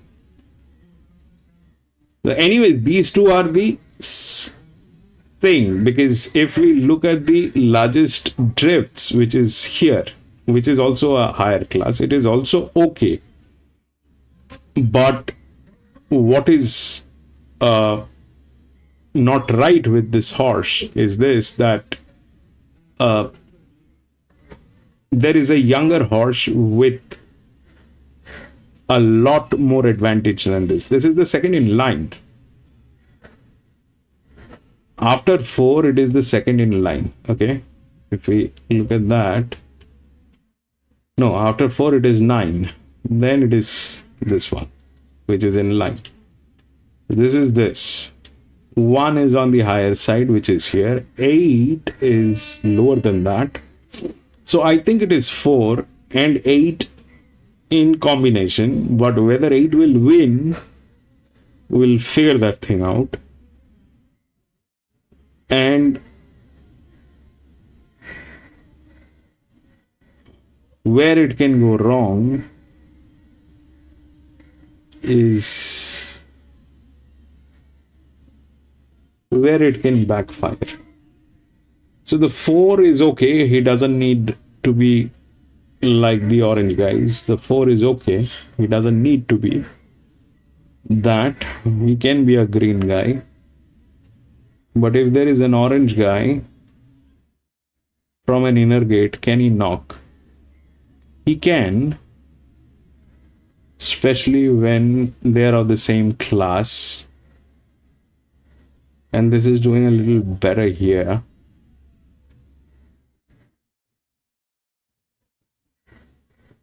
This becomes wide. It is 6 or 4. I think it is 4 because of the resume. The resume is very strong. The body weight between these two, this is wider, so that's not working. Then it is here. It's 153, 138, 2. That's a challenger. This doesn't have the physics. 8 and 4. That is anyway how things work. So can the outer drought be a threat? Yes, it can be. Can the inner be a threat? That is an 8-year-old. If the inner becomes a threat and destroys, then there is nothing that one can do. Question between these two horses. 53, 54, 42, 53, 55, 23. And the 6 has been here. So 6 has been to this track and won a race. So that 6 has done as the inner with a fantastic jockey. So if yes, the 6 is a threat. The 6 is a threat. What might happen, what might not happen. So if this genius, who's a green guy, is good for this horse. The horse has 3 times the advantage of 6, which is good. But if he does anything funny, then the 4 is upside down. And by funny, I mean what? By funny, I mean if he decides to not keep it within the range. If he decides to come from the back and win it, that'll not work. But that should work. 32%. 30% is what Randwick gives on a 400. This is the second position. Above 30%, less than 400 meters straight. So this has the right arrangement. What I'm trying to say is a track like Randwick, which is about 410 meters on the straight, generally for the horse on the advantage line to come second needs to be above 30% here. So this is above 30% here. The straight is less than Randwick. It is 326. So the strength is on 4. Unless that genius does anything funny. If he does anything funny, then it will go upside down. 8 is questionable to win because of the class and since it is going negative. So my assumption is this is a queen. But who will win is a decision that they are going to exercise. Okay. If one of them does anything funny, then it is upside down. 8 is in a challenging position. 8 is a good horse. There's a lot of advantage, and it has there's a lot of leverage, and it has the physics. 10 also has that, and 10 has more leverage, but 10 doesn't have a jock. For that pressure, 10 had to have a jock, but it has the gate, which is gate number 2. But what does that mean is on a 1200 meter, it'll have to be raved because of that gate, which all of them are going to get raved. But then the class will prevail. 1 is in a position where he cannot win because of the physics. 8 is in a position where it has to be done by JMac. It is going negative both sides. And if it plays high pressure, low pressure, then the low pressure is here, which is number 4 with him. So quite a few decisions needs to be in place. This guy cannot mess it up. JMac will do what JMac does, but we can see what's here. So we'll see how that works. I like the 8 and 4. We'll see how that works. Come on, baby. Lewis, welcome back.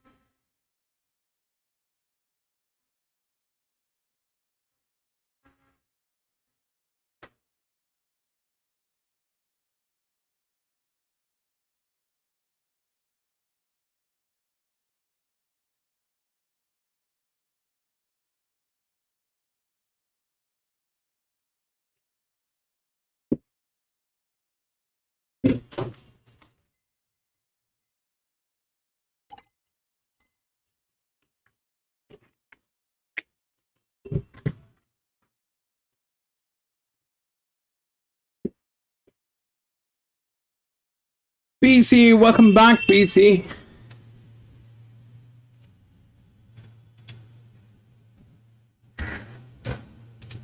Seven, Colt.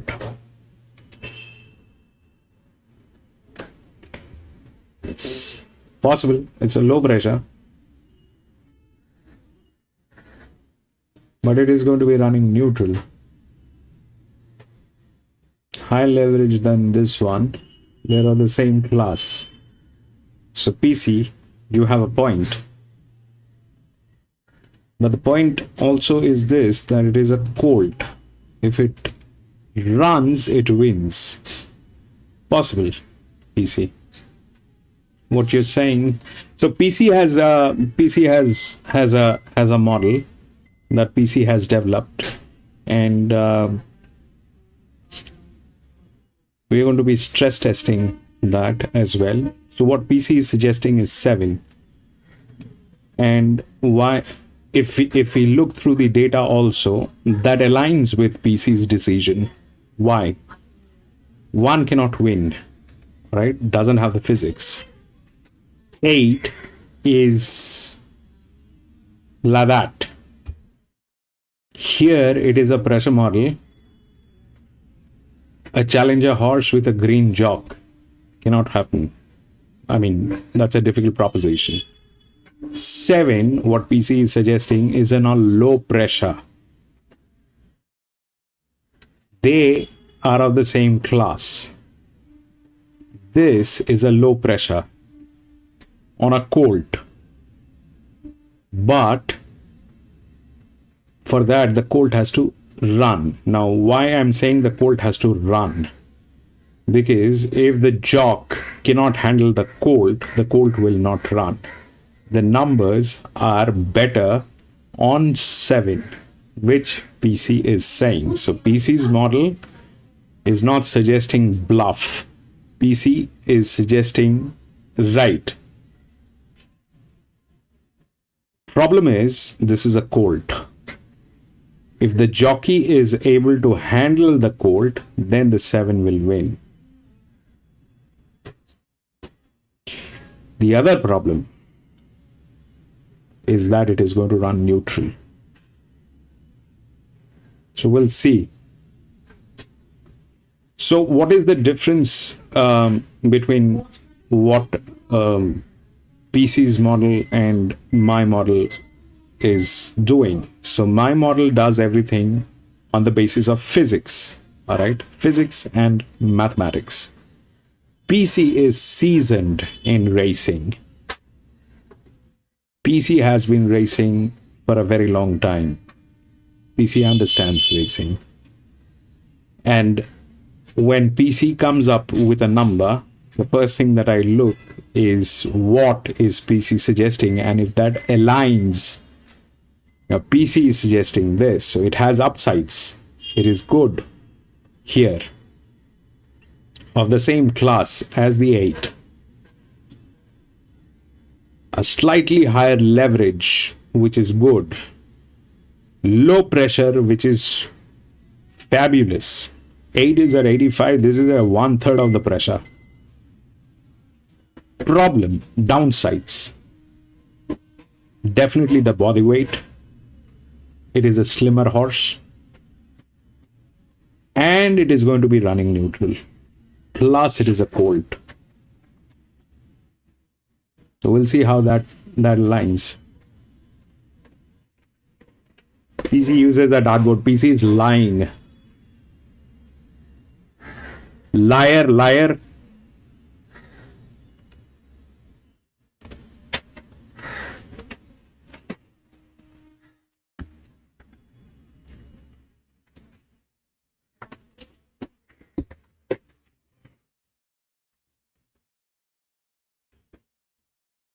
Line 1, here's Darren. Going out at $9.50 here. Clear Proof is in. Broadway Bouncer, the outsider of the field, moving in. Samaril certainly tried up nicely for the return. And Samaril a clear-cut favourite, 240, but Signor Tortonio had no luck at all when resuming at Warwick from a bad draw. Has since trialled well, and the money is on. Jason Collins got good form on Senor Tortoni for Ron Quinton. And Senor Tortoni now is the last to move in, the weight carrier of the field in this benchmark 72. And Senor Tortoni is into 370 now, so about $1 down in the last 10 minutes. Schnitzel Dancer, best back to the rest. And Senor Tortoni moves in, and we're ready to run. Race 4 here at Warwick Farm, 1,200 metres. Set. Racing, Senor Tortoni hopped out really well off the outside. Unstoppables pushed on to go forward. The Grey Fangella is improving its position from Clear Proof and Catahoula Samurai. There in the yellow cap. 3 behind Schnitzel Dancer, a gap then to Kilbrennan, and Broadway bounces last of all. So Collar got the well supported Senor Tortoni down to the rails, and now Clear Proof moves up on the outside to eyeball it. 2 off to Fangella, a half the outside Unstoppable. 2 then to Catahoula from the favourite Samaral on the rails. 2 for the back of the well supported filly Schnitzel Dancer, Broadway bouncer, and Kilbrennan being rated up last of all. Senor Tortoni really being pestered in the run here by Clear Proof the outside, then Fangella, Unstoppable, Catahoula, Schnitzel Dancer to the outside, and Samarel's about 5 off the lead. She's got plenty to do. Senor Tortoni at the 300, got a length and a half clear from Clear Proof, Unstoppable. Further back to Fangella, Samarel's too far back. Senor Tortoni at the 100, Unstoppable is running on well. Senor Tortoni though carrying plenty of weight. 1. Them all off. Got home to beat Unstoppable, Clear Proof, Broadway bouncer late. Then came Samarel. Looks like she needs further than 1,200. Further back to Schnitzel Dancer, Catahoula, Fangella the fence, and well back there towards the rear of the field was in the white cap there, Kilbrennan. Spotting the field at least 2.5 kilos. Senor Tortoni couldn't be caught and pays a 3 range across the totes. Reckon 6 has run second ahead of 4, ahead of 3. I'm going to go 1-6-4-3. 1. Tortoni. Good effort with a big weight, Davo. Yeah, nice ride, wasn't it? Stamped aggressive early and None. went wrong first. Stretch.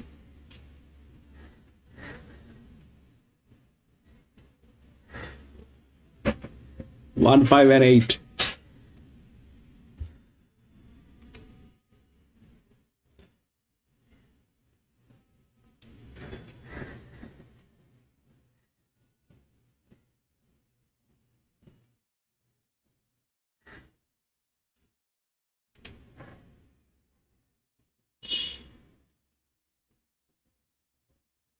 One went through.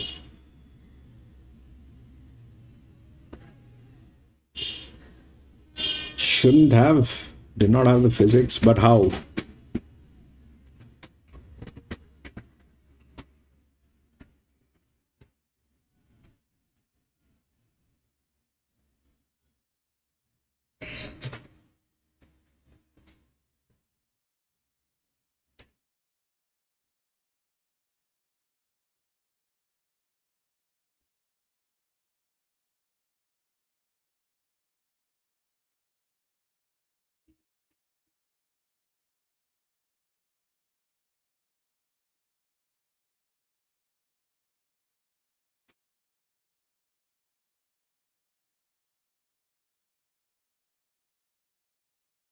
That happened today. It generally doesn't happen, but happened.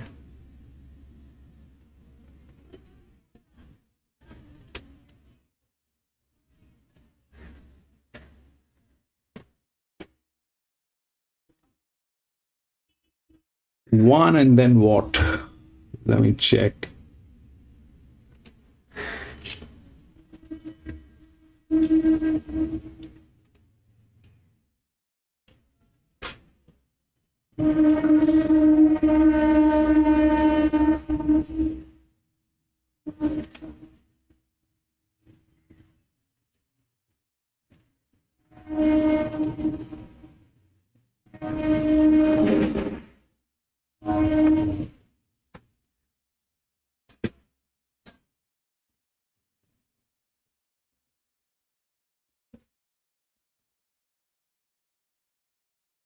One, 6, 4, 3.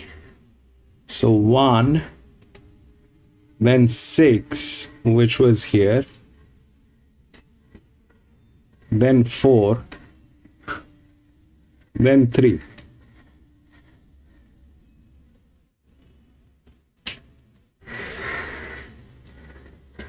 So what happened here is this, that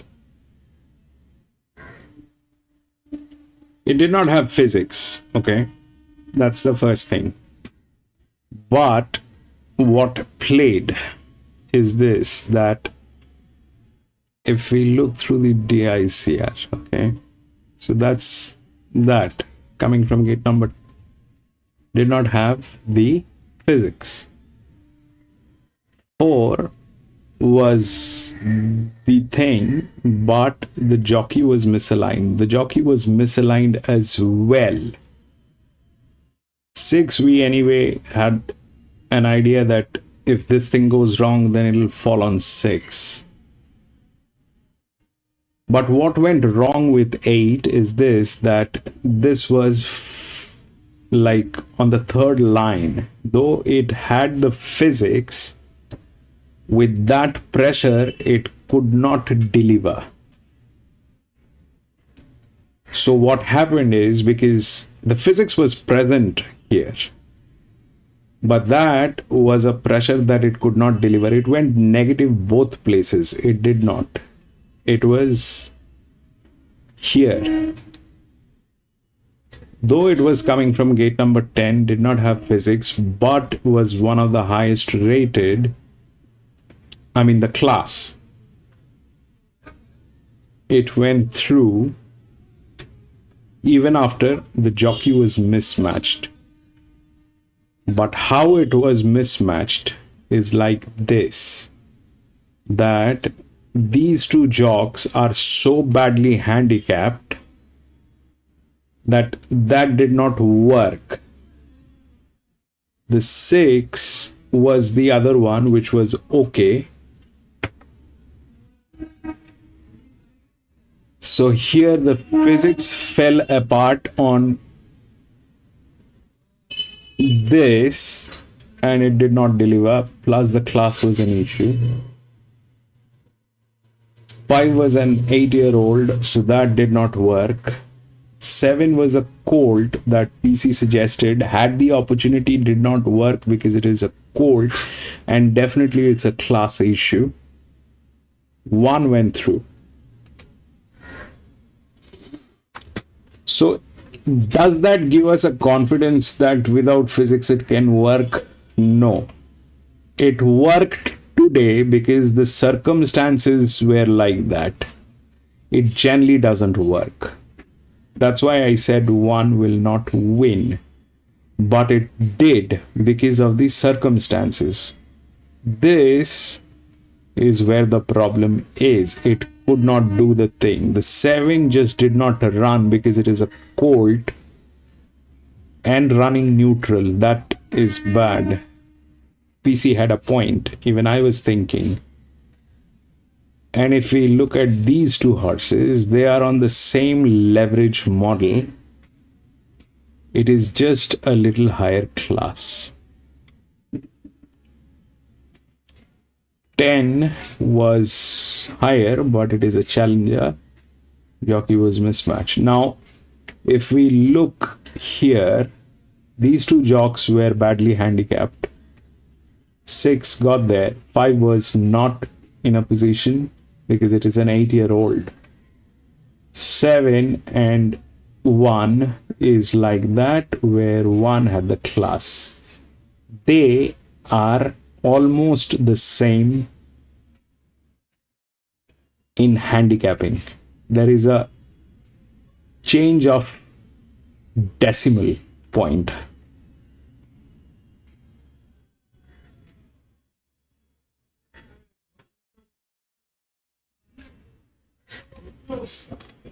Bad, very bad.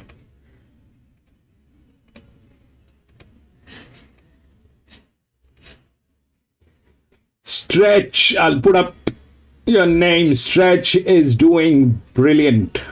Stretch 2 by 7. Stretch at 1.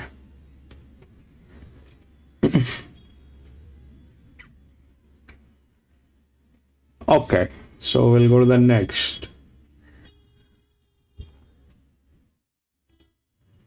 But this is not how Warwick plays, but playing like that. No scratching. 1, 3, 4, and 7.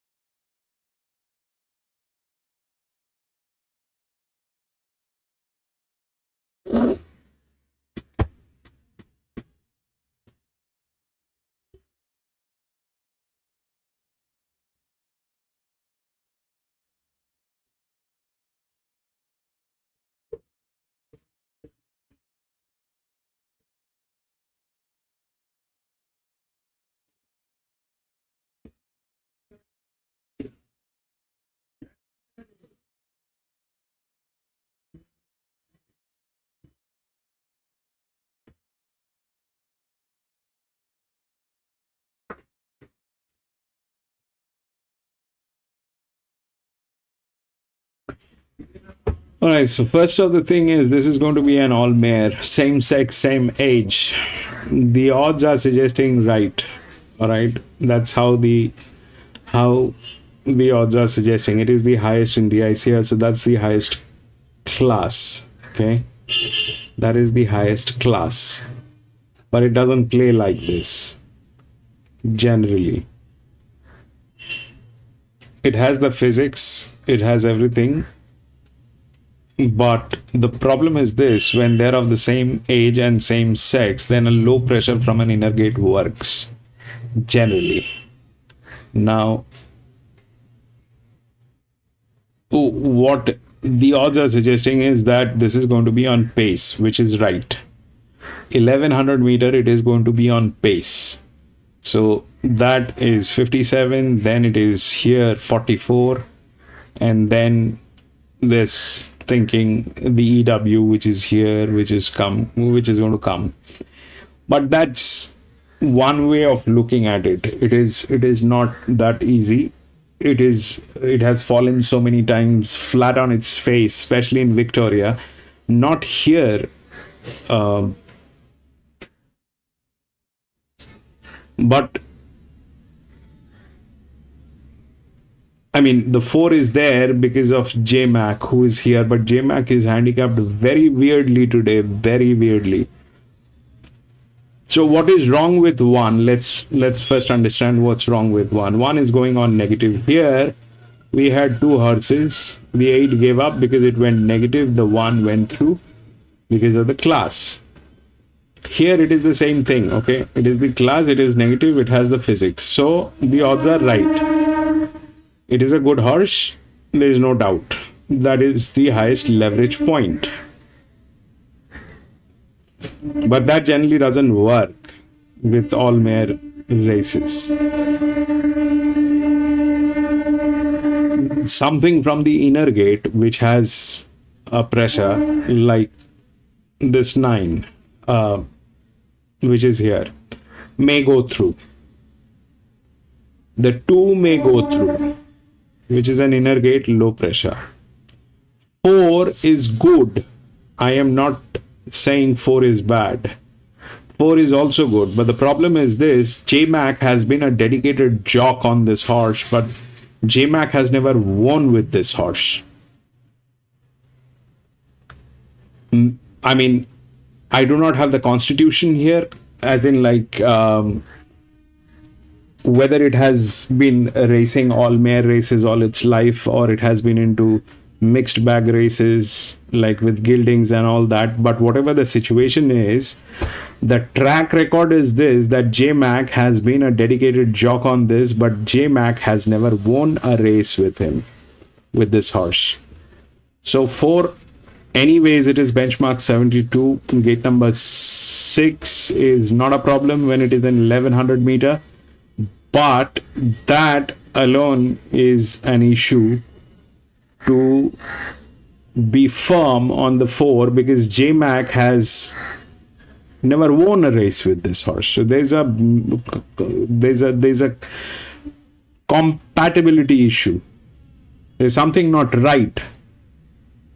One is a pressure model which is good, one of the highest classes. The odds are right, but generally when it is a low, when it is a high, all mare race, it generally doesn't fall like that.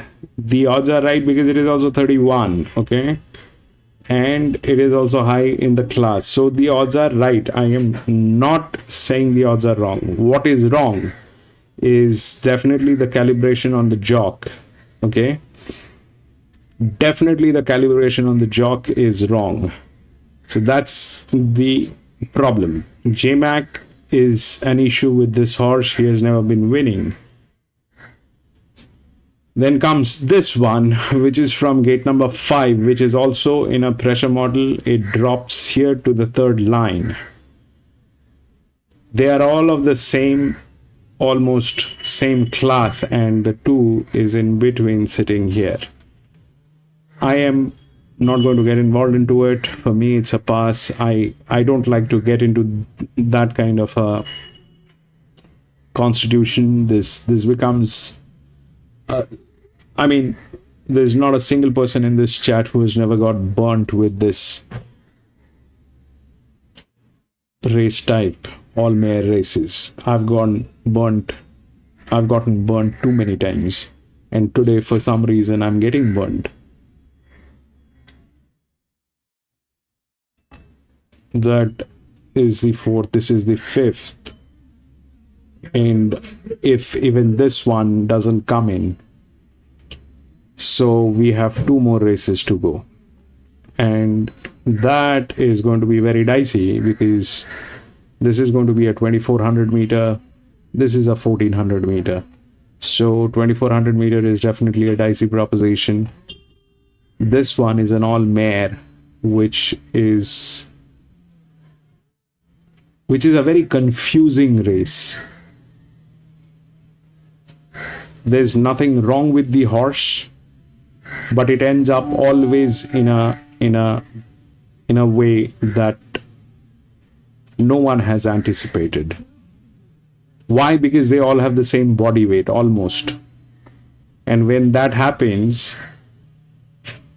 the pressure distribution is on a different tangent altogether, which I am still trying to figure out. I haven't figured out how that happens, why it is so prominent in Victoria, why it is less prominent in New South Wales is something that I still don't know. Victoria, I will blindly step out. Here I have a temptation on the 2, but I will still step out, because that is the largest drift and they fail from there. 1 is a misaligned jock, which is the problem. 4, J-Mac has been trying with this horse, but he has never won a race. 3 is falling on the 3rd line, but has some chances, maybe, because of what is going on. But it is a high pressure. That generally doesn't work. Then we have these horses which are on 0. Zeros generally don't win, but they're all neutrals, and God knows what will happen from there. So for me, it's a pass. Let's see what happens. If you like something, tell me. I'll take a deeper look.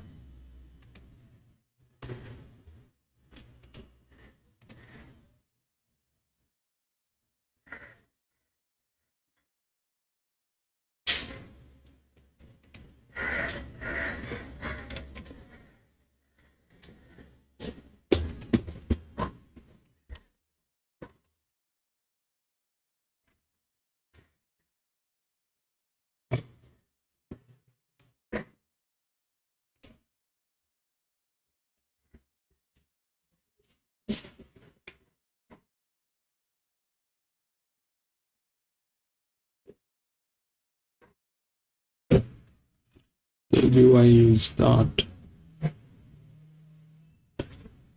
No. You don't use that. You are very good with this.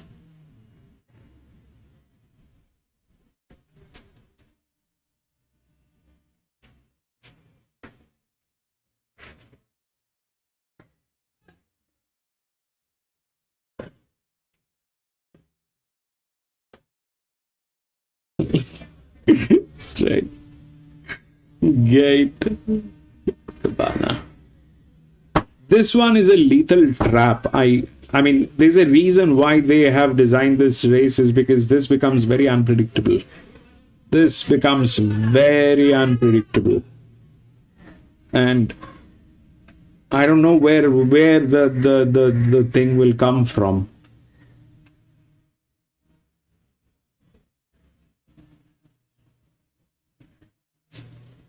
It is supposed to be an inner gate. That's why the 9 is also a check.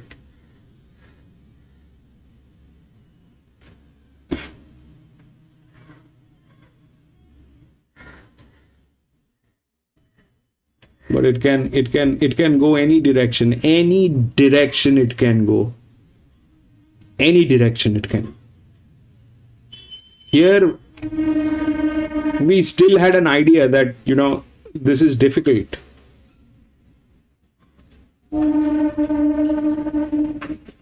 We still had an idea that this is difficult and this is going to be a problem. Here we knew what we are dealing with.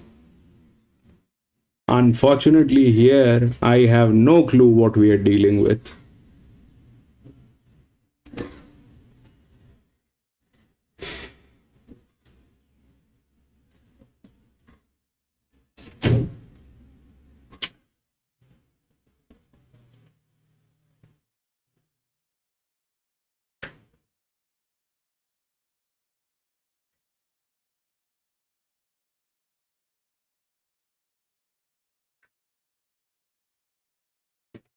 Yeah, but last Saturday we were at, Stretch. The thing is, last Saturday we were at Victoria. The thing is, I'm still not able to figure out why it is so prominent in Victoria.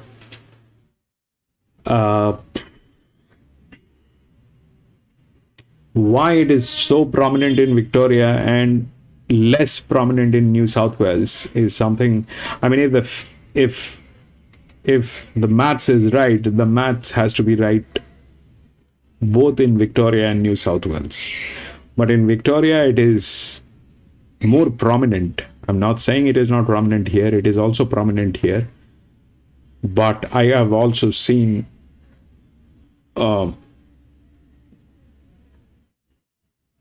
otherwise.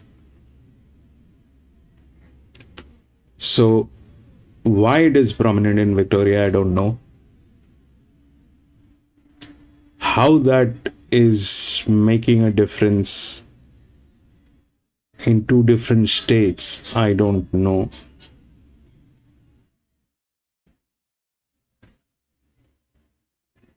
I mean, we do the statewise rule anyway. So every state has its own rules. So whenever we are here in New South Wales, we follow the New South Wales rules. Whenever we are in Victoria, we play the Victorian rules. So there's nothing that we are missing out on the rules. And the rules that I'm talking about are specifically about the weight allocation. What kind of a weight is going to be allocated on which class of horse is the rule. So they all have, they have published all that. Those are documents anybody can access. And you can figure it out what are they saying.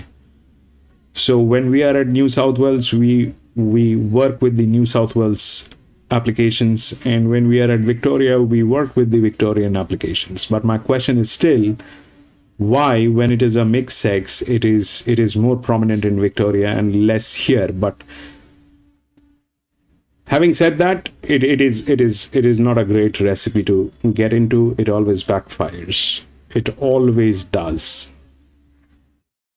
How things will work, only God knows. what the odds are suggesting is right. I mean, that is the highest class card, the physics, everything is right. The only hindrance is the jock, which is misaligned. That is possible. And it is going negative. So that's one side of the story. The second side of the story is who's next. In that case, the 10, which is here. That nobody has spoken about, but that's the fact that this 10 should have been there, but it is a challenger horse, which is the linear. Jockey is misaligned on that as well.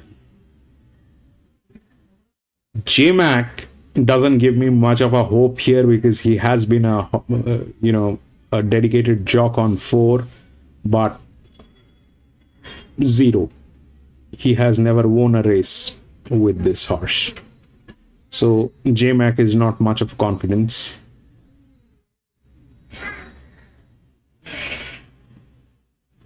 And then I don't know. Things can go wrong. This is the recipe where things go wrong.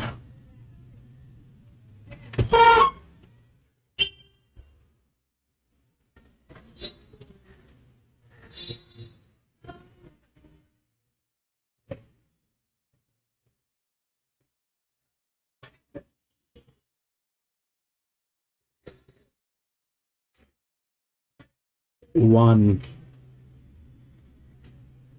Yeah, the one. See, the odds are not lying. You see, the odds are not lying. I'm not saying the odds are lying. The odds are right. But we've been there, done that thing, didn't we? We've been to these races. We know what is the weakness of this construction and how it backfires. So ideally, the odds are right.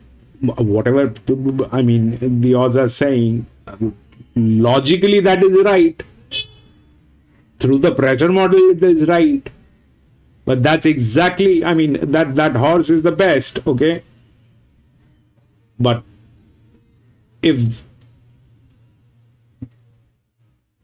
with having all the right thing, still it fails. And it has failed so many times. We've got at least, if not thousands, few hundred races on this arrangement on our channel. I don't think thousands, but few hundreds are definitely there where we have seen it backfiring 90% of the time, more than 90% of the time backfiring. So is it worth getting involved? Depends on you personally and what kind of exposure you're taking.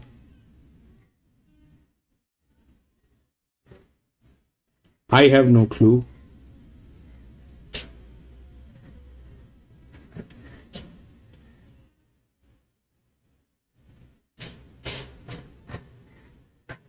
One looks like, yes, you're right.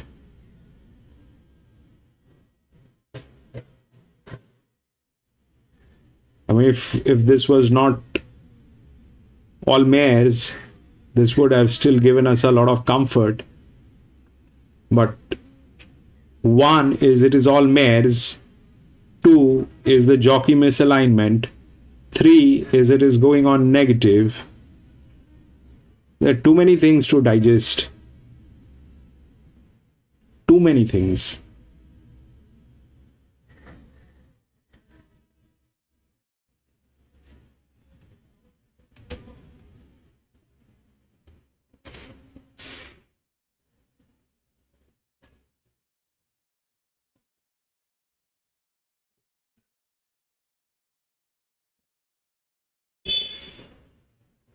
And these are personal opinions. I think I guess this is personal appetite. If you have the appetite to digest that,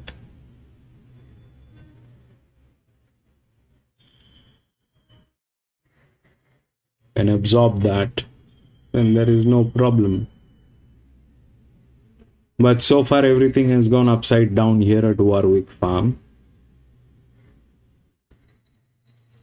We know the reason why it happened. Here, this recipe is not something that is nice.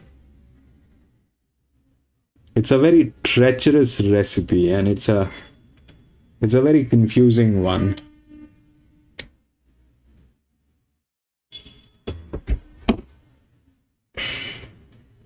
If that works, that works. I'm out.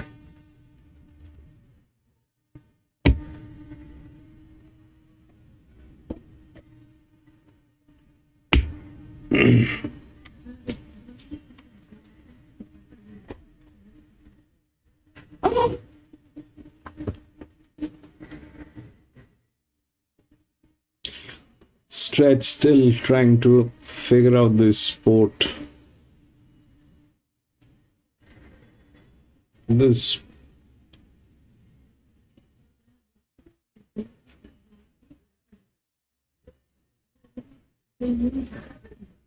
if you can figure this thing out, Stretch, none of your decisions in your life will go wrong.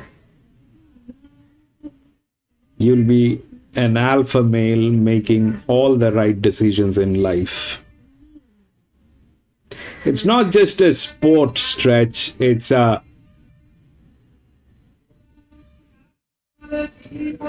appetite for taking risk. It's an eye for details. It is the courage to say yes or no when the time calls. There's a lot into it. There's a lot. Apparently, it just looks like a few animals running, but that's not it.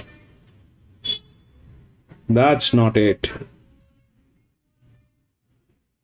It has physics, chemistry, biology, mathematics, economics, philosophy.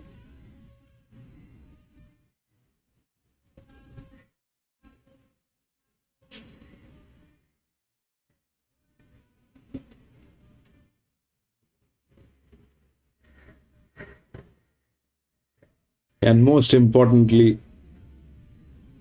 jocks who are not. This is a lifestyle actually. You're right.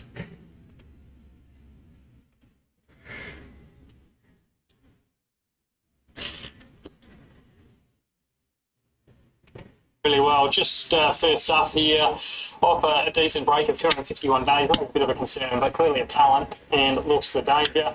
4 years a pin. Don't mind the runs back so far. It's been okay without raving about, and finds the right rider today. And 8 Vanessa runs on strongly from the back, but draws wide again. Had no luck with Gates this time in. On 1, 3, 4, and 8. Big Red Tequila clearly on top. And clearly best back as well. Correct. 2 back to 210 with a 10 fix. Thames is the second big number. We're all trying to do that in our own ways, and I'm so happy and glad that we are all here together. Last 15 to 11. Quick read there, 10 from this morning to now.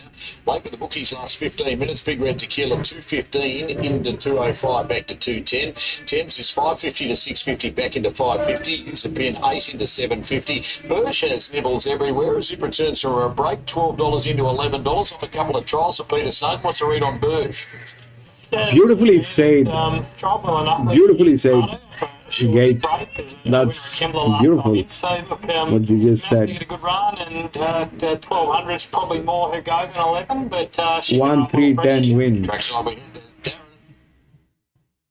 Darren. Crew and Thames now, the last 2. Flight Crew at odds going in, and Thames first up. Hasn't raced since the Denisa Joy at Scone last May. Is the last in. There's the light. Stand by for a break.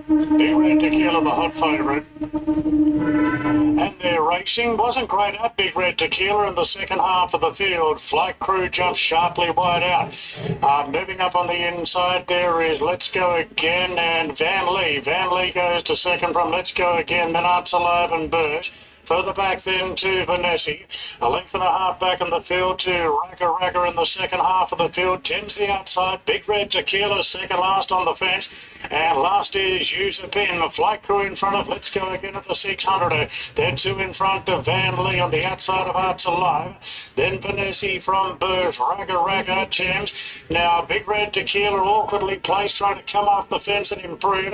Use a Pin is the last one. Flight Crew turns in front from Let's Go Again. Arts Alive, Van Lee stepped up. About 6 lengths away to Big Red Tequila. Down to the 200. Let's Go Again. Flight Crew. Van Leek Trader Runner. Big Red Tequila spotted a gap on the inside. He's 3 up. Big Red's running up. It's Flight Crew in front. Big Red's going to lunge and got up. Big Red Tequila knocked off Flight Crew. Not sure 10, about I Vanessa think. one. Let's Go Again and Van Lee. Further back to Burrs. Use a Pin. Further back to No, 1. And 1 5. Big Red Tequila. 1 up 5. inside.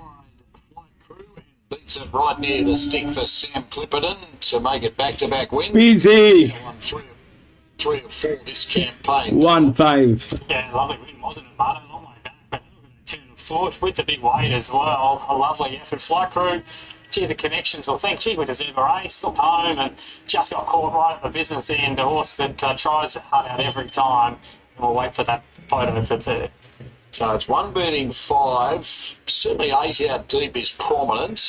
7 on the inside is right there with it. And there's a nose in between them as well, which probably misses out. I'm going to go 1 5 8, but not with the utmost confidence. Wait for the judge to confirm that third number. And there's 2 races to come midweek from Warwick Farm. Now we're launching into Ascot, a 7-race midweek card with Darren McCall over about 80 seconds.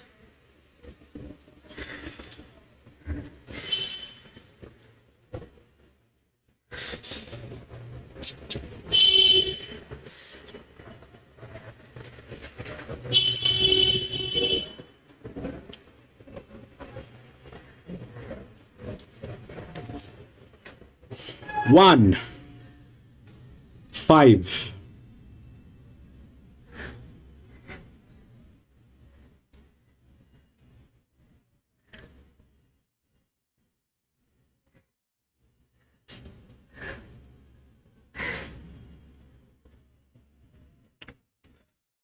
So it worked. 1 5.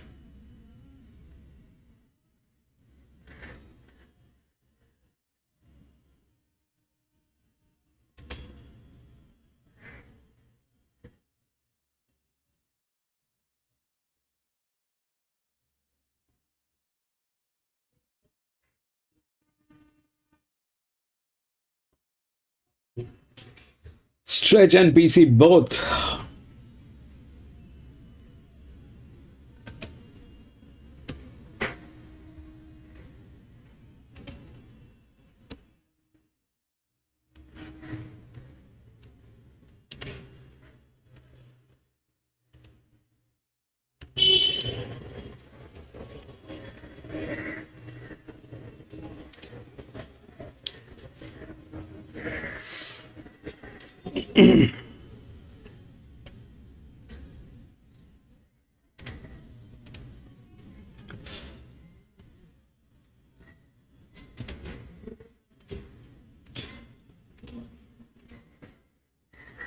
Okay, we'll go to 6.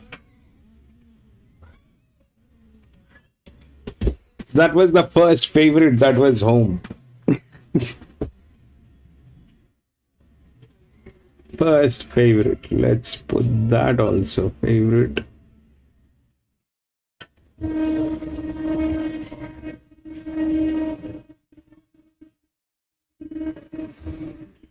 Okay. 6. 3715.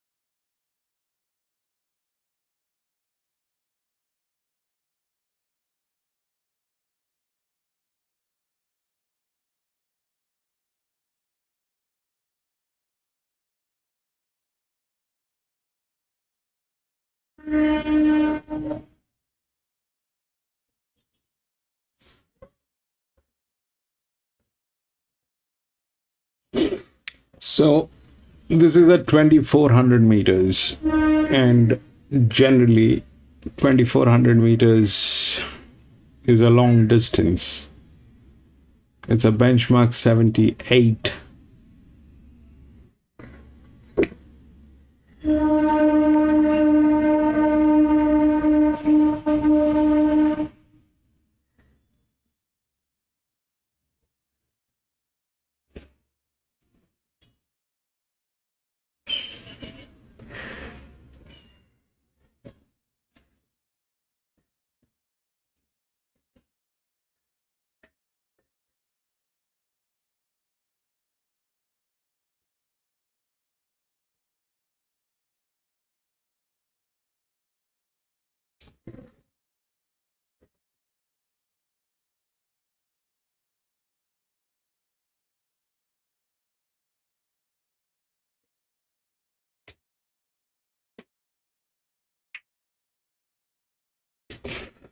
So what generally we've seen on a 2400 meter is this, that linears are good up till 2000 meters.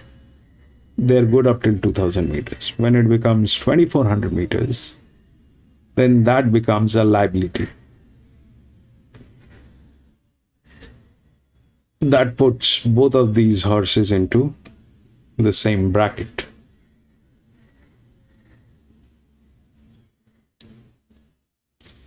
The one is coming from gate number 7. It's a 2400 meter. That doesn't matter. That's the highest class. It is going to be running neutral.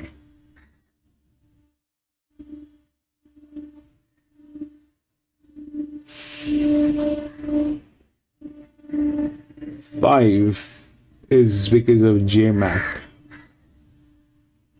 But JMac today is in a difficult situation. JMac today is in a difficult situation.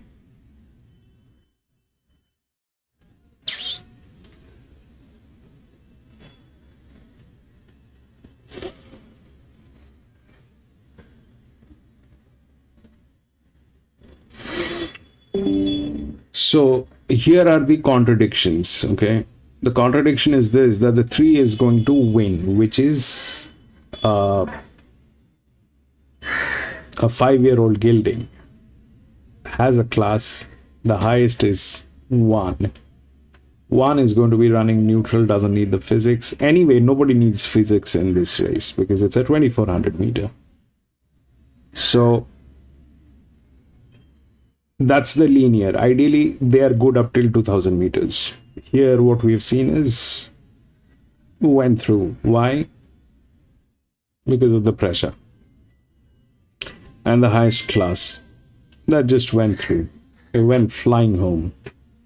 And the leverage was high, so that's a good horse. There's no doubt that horse is good. Here, that's not the same thing. It is not. In fact, the 1 is better on the class than this is a very high leverage. This is a high leverage, but this is a challenger. They're both in a kind of a dicey position. The question is here, probably.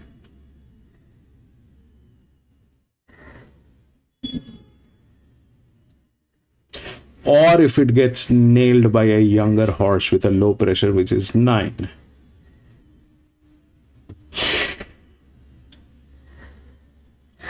Now, the contradiction on 9 is this, that it is a challenger going on a negative leverage is not good.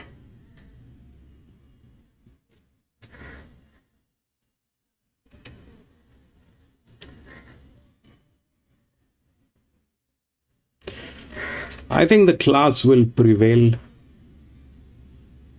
The class will hold it.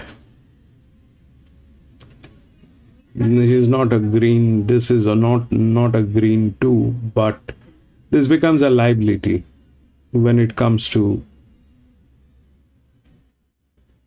that. So 3 up till here, the if we look what has happened, okay, so every time there was a win, if we look at how things played, it played low pressure, high pressure, and the leverage, on which the odds were right. Like in this case, the odds were right, but it was going negative, and the challenger class did not do the job we anticipated what might happen here. The 6 also did not win. The 4 actually went through with a low pressure. Then here, the leverage spoke, the class spoke, the rest of them were going negative, did not work. The 6 got there because of the class. So that happened. Here, again, the leverage spoke, the class spoke, and it got through. Here, it is not the same thing. It has the class, doesn't have the leverage. It's a 78, 2400 meter. It's a linear. So this horse is good for up till 2000 meters. It is good. But when it crosses 2000 meters, the tendencies are going to be that it is. So what needs to happen for this to win? So 2400 meter, it cannot be pressed. It will be last. It has to be the last one riding at the tail, gradually moving up, and at the last 400 meter pressing the button. That might work. But that also has its cost. Why? Because it will be running 2400 meters. If it is not kept within the range, it will be very difficult. That decision is with him. Dicey. 7 is a lot lower class, and then we have these 2 horses which are there. All right. So I think it is going to be a class. The problem is this one is also running neutral, which means that if chased at the last 400 and it gives up on traction, then it is upside down. 3 as a linear has a problem, doesn't have a leverage.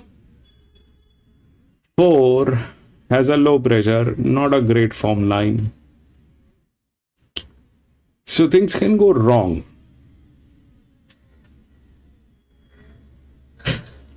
8 is a check. Maybe a place. It is a challenger horse, but doing very well here. So, and it is the largest drift, which is not up there, it is here. If we look where it is standing, it is here. So it is not up there, it is down here, which is a safe position for the 8 to be. So that is good. 3 is dicey.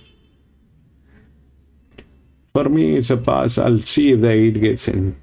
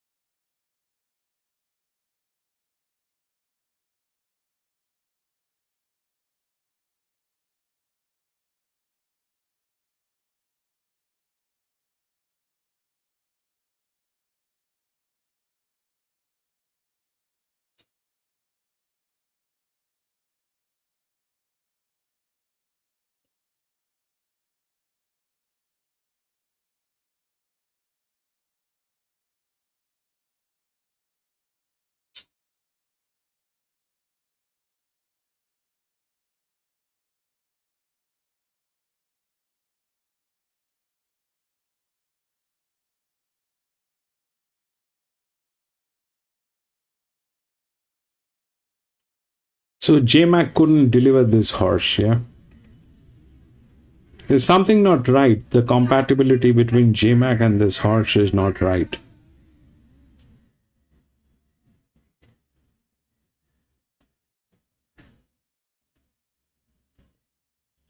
Yeah, we'll see how that works.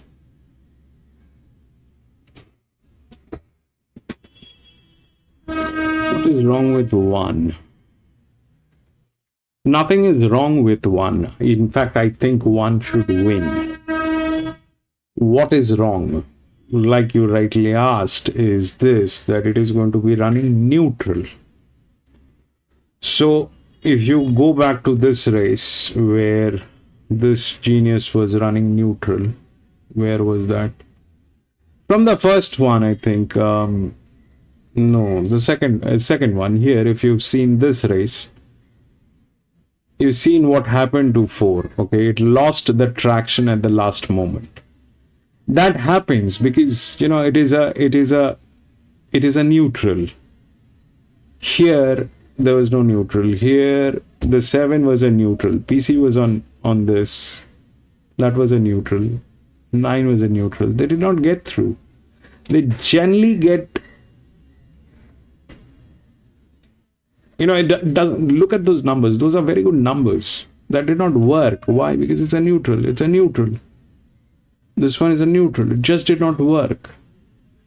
Neutrals, you know, in terms of how mathematically it works, is like this stretch. So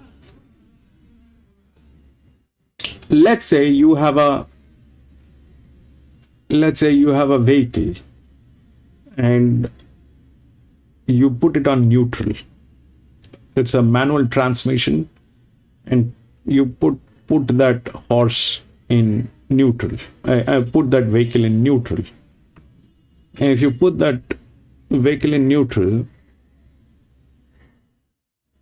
if you're going down like a slope, you can't control it. It'll have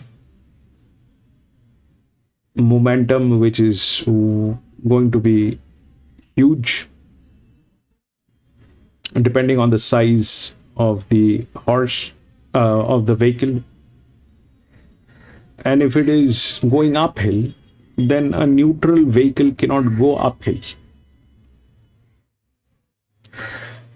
But if it is a flat surface, in that case what happens? So in a flat surface, what happens basically is that you build up a momentum. Let's say your vehicle is neutral and you've got me, PC, and Stretch pushing that vehicle. All 3 of us, we push that vehicle and give it a momentum on a flat surface. Eventually what will happen is it will slow down because it is neutral. You can't put it on the first gear to, you know, build up the momentum again. That generally doesn't happen. So in the handicapping language, if we talk about how mathematically we are getting that, is like this, that so there is a pressure, and that pressure is calculated in several ways, but one of the major way is this, that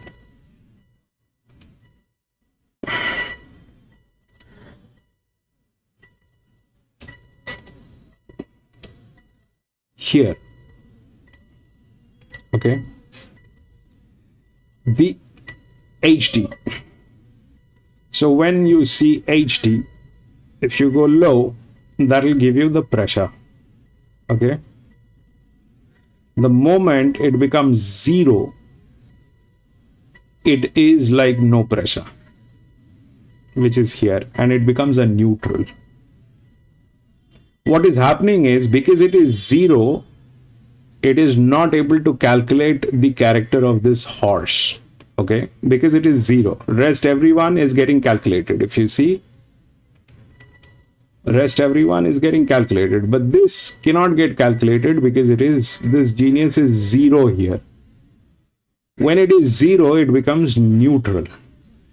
And when it is 0, that through the last 2 years of racing, this is what I have seen, is they lose the traction. It is either going to be here or it is going to be on the advantage side. They do win. It is not that they don't win. They do, but in very specific circumstances. And my understanding is this: for them to win, where I actually have seen them winning, they generally don't win at Randwick, they generally don't win at Flemington. They win at tracks where I believe it is a downslope. That is what I believe. Or the other way of looking at it is this, that the jock does a very smart job. What he does is this, that he will get a huge lead on that horse if it is young enough to take that stress, and then let it fly home. Because that explains, like me, PC and Gate pushing that vehicle and giving the momentum, and whatever residual momentum is there, it will bring it home. But that's a very dicey proposition. For that, you need to have a downhill track. It cannot work on an uphill track. Sandown, it doesn't work. Randwick, very rare occasions it work. Flemington, it doesn't work. Very rare occasions. That's what I'm trying to say. PC says 3 wins Sydney. Let's see. With the problem is with those horses. We've had this race, yes, 2 weeks ago, I think. Caulfield, right?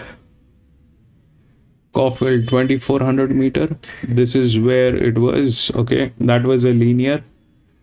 We all hoped, and we spoke about this, that the distance fits the bill. It's a 5-year-old mare. What doesn't fit is this being a linear. That was the only horse under pressure. That was Caulfield, and that did not work actually. The low pressure kicked in on 7, and this thing got knocked out by 7. So here it is this. It's a very strong handicapping. There it was still low, but it's very strong. It's a 3-figure. 20. Generally that should work on generally that works on a less than 2000 meter. It's a very comfortable win for 3. It's a very comfortable win for 3 if the distance was less than 2000 meters. But 2400 meters makes it a little steep.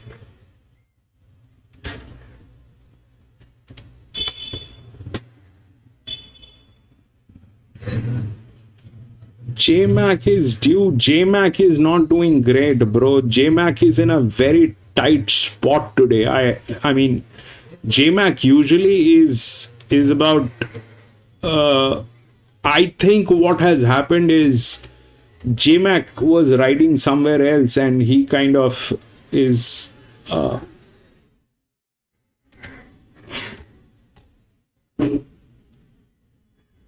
I don't know. I mean, so this is, we are calculating the body weight aligned with the carrying weight. Okay, so the orange guys are the right calibrations. These are heavier weight jockeys. The green guys are jockeys with heavier body weights.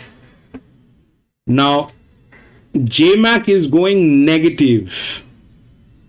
This usually means 2 things. One, J-Mac has lost some serious weight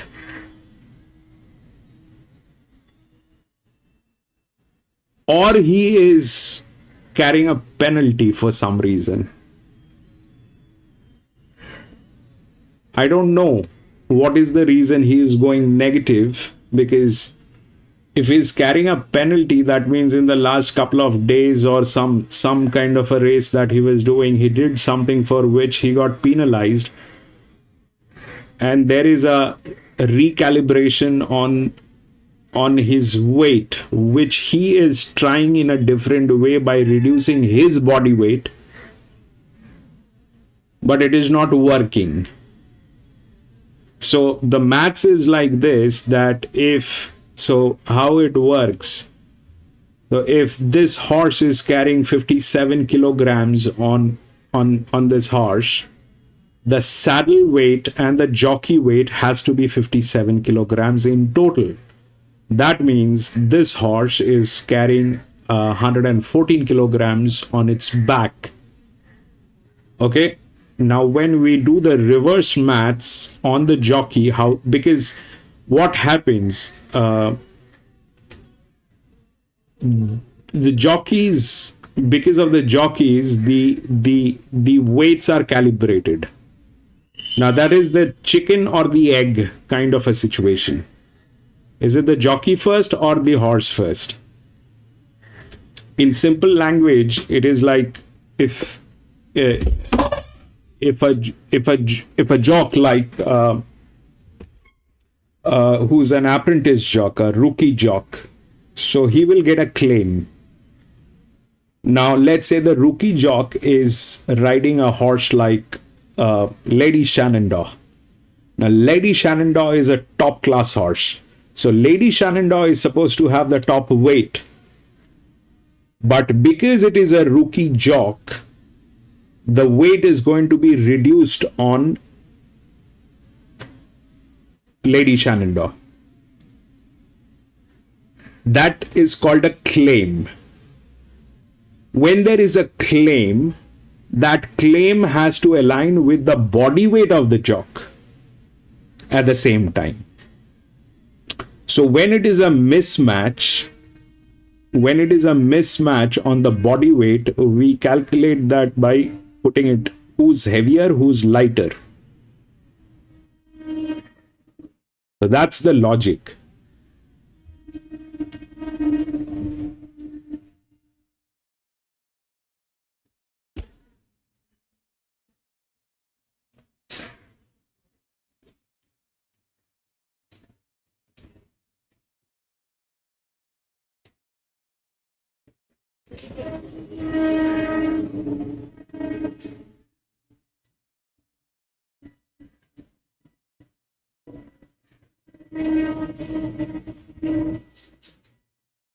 Which one, Stretch? Which one are you talking about? The horse is 4 of 7 in the money. 4 of 7 in the money. Which one are you talking about? 3. PC says 3, which is the favorite. That is for that horse, it's a very comfortable win if this was a 2000 meter. No doubt. But when it becomes 2400 meters, that's when it becomes a little questionable, because it is handicapped. And that's when low pressure kicks in. Advantage kicks in. But the advantage needs to come with class, which is here, everywhere.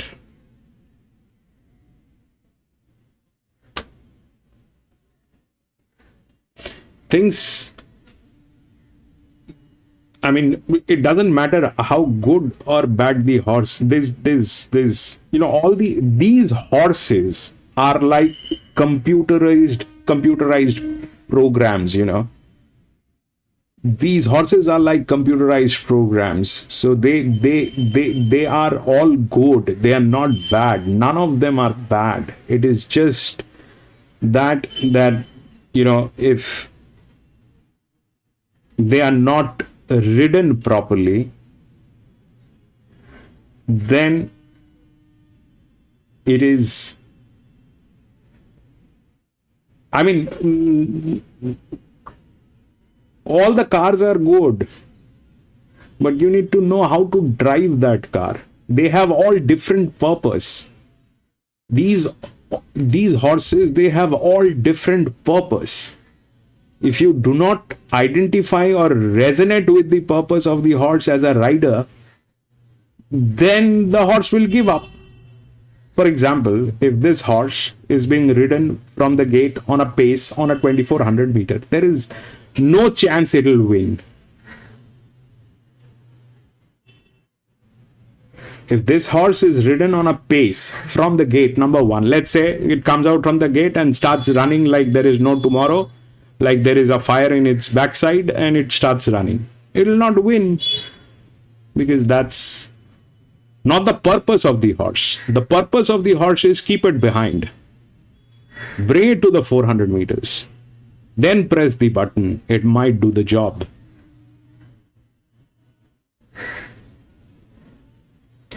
These all horses, they have their own purpose. If the jockeys, they do not resonate with the purpose, then it is upside down.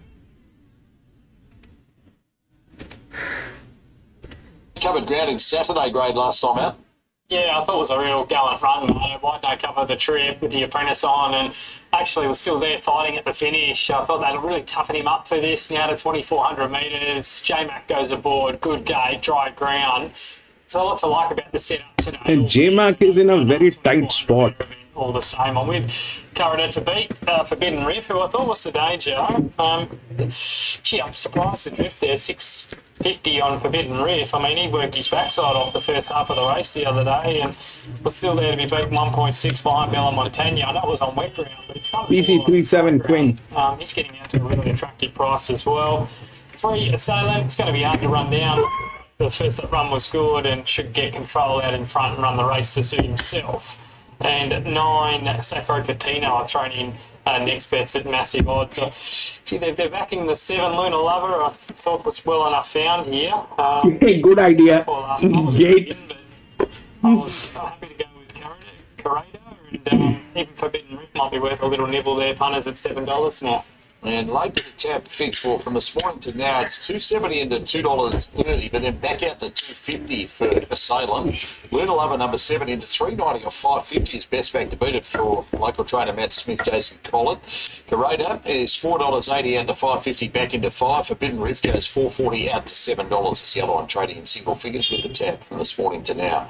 Last 15 minutes with the bookies. Assailant is $2.45 to $2.50, back into $2.40. Luna Lover $3.60 into 4, but back to $3.90, and Carrada $5.50 into 5. There's support with the bookies late for Oakfield Hawk number 4. And it's 21 into $15, Davo. Ran a midfield 5th at Canterbury last time out. What's your read on Oakfield Hawk? Yeah, ran on okay there from the back. It wasn't a bad effort. Mutto, I think, stepping up in trip looks ideal for this son of Done Deal, the way he's racing. And you look at his winning distance range, he's won at 2,300 and 2,350 in the past as well. So he's going to be finding the line nicely. Should see out the trip. Subarctic comes through that same race that Oakfield Hawk does, and is $18 into $16, and it's been specced as well. Second last for Darren. Pro Catino, Do Tell, and the favourite Assailant. For race 6 of the day, third leg of the quaddie, Senor race 4, and Big Red Tequila got it. To get up on the post and take out race number 5. Coming from a very awkward spot on the turn, but got a beautiful saloon passage up the fence. Now the last moving in is Do Tell, the 200 to 1 outsider. Do Tell about to move into barrier 10 for the second last today. This start right in front of the English Riverside Stables, which is a hive of activity over the next week. There's the light. Stand by. Sales start there on Sunday. Racing now, Forbidden Riff was a little bit sluggish out along with Oakfield Hawk, and the favourite Assailant one of the first out.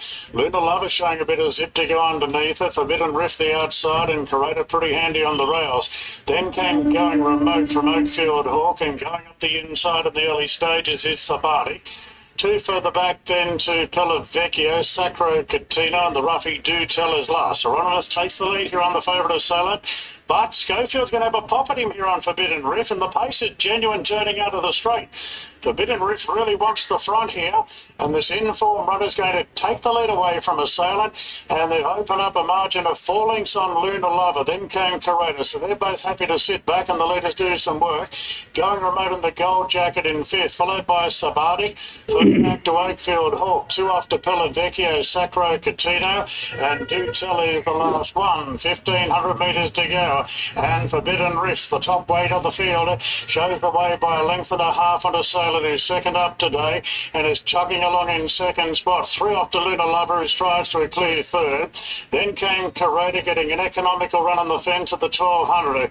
Half the outside to Going Remote. Then Sabati from Oakfield Hawk. Further back then to Pellavecchio from Sacro Catino. And Do Tell is the last one, about 10 or 12 lengths off the lead. So Forbidden Riff has been racing in great form this preparation. Shows the way at the 1,000 metres. Now Assailants come from a trailing position to just sit up at the quarters there, and they're a long way from home, and they're still dominant leaders. 3 on Luna Lover. 2.5 to Coretta. Then Going Remote from Oakfield Hawk, who's Satellite 3 wide. Further back then to just sitting back for the time being Sabati. Then came Sacro Catino, Pellavecchio, and Do Tell is the last one. Forbidden Riff in front. Now Assailant under a vigorous right, trying to stick with it. Doing a good job as well. Forbidden Riff and neck in front now. Up on the outside, Assailant. Luna Lover chiming in or trying to. And Coretta just slipping right up on the inside. Into the straight. Forbidden Riff and Assailant. Stride for stride from Luna Lover. Sabatic's the fresh legs on the scene on the outside. Coretta's only battling. Assailant regains the lead of the 200 from Luna Lover, and Sabatic the outside. Luna Lover, Sabatic brush there. Assailant, Luna Lover, Assailant just in front, kicking hard. That's been a hard-fought victory. 375. Sabatic ran third and a gap to Coretta, followed by Pellavecchio. Then came Forbidden Riff. The early work took its toll there. Do Tell been a couple home. 376. And Sacro Catino. PC! So it's 3 beating 7 and 6, and 5 winds up in 4th position. Assailant, good tough win there. Second run back from a break at a pace 2:30. Boom, boom. Luna Lover 150. Subarctic pace $3.20. I put PC and stretch. On to the second event. And Scott, let's have a very quick look over what's happening late with the bookies. And Bambi Queen is 3:30. Stretch 357, good guy. Call me out. Savage. He's into 550, and the Rocket 850 adds a 9 back into Everybody have $8. 537. The huge odds Gate for PC. 11. And on the second event of Ascot, they're getting set. The Rocket on top for Darren. and stretch.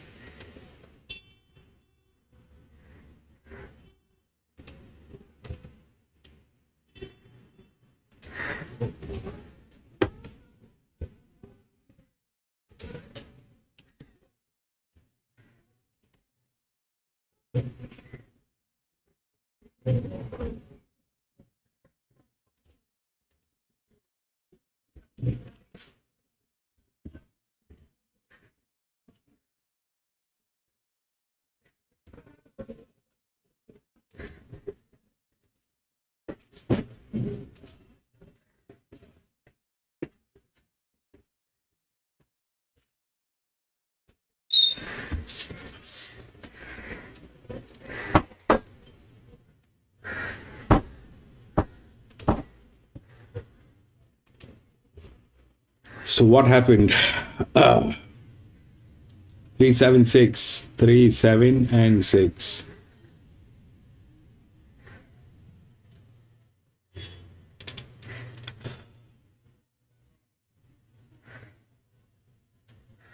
Three, 7, and 6.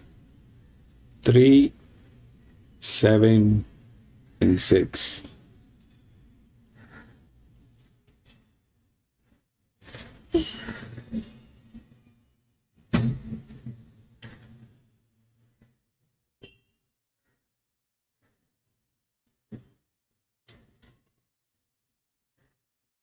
He did well.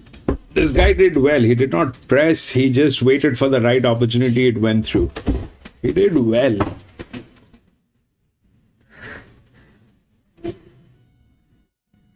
We'll go to 7.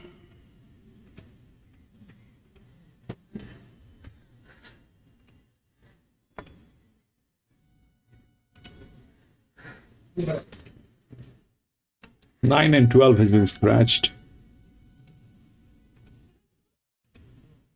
1, 10, 11, and 6.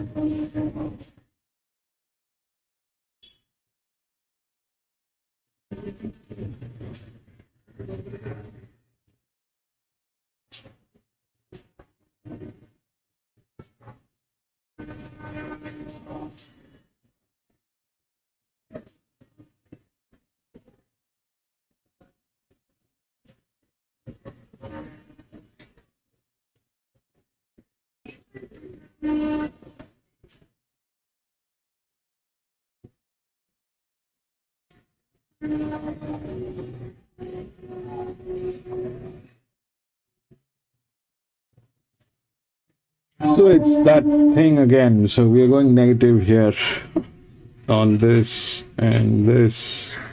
We are going negative. And the linear is clean.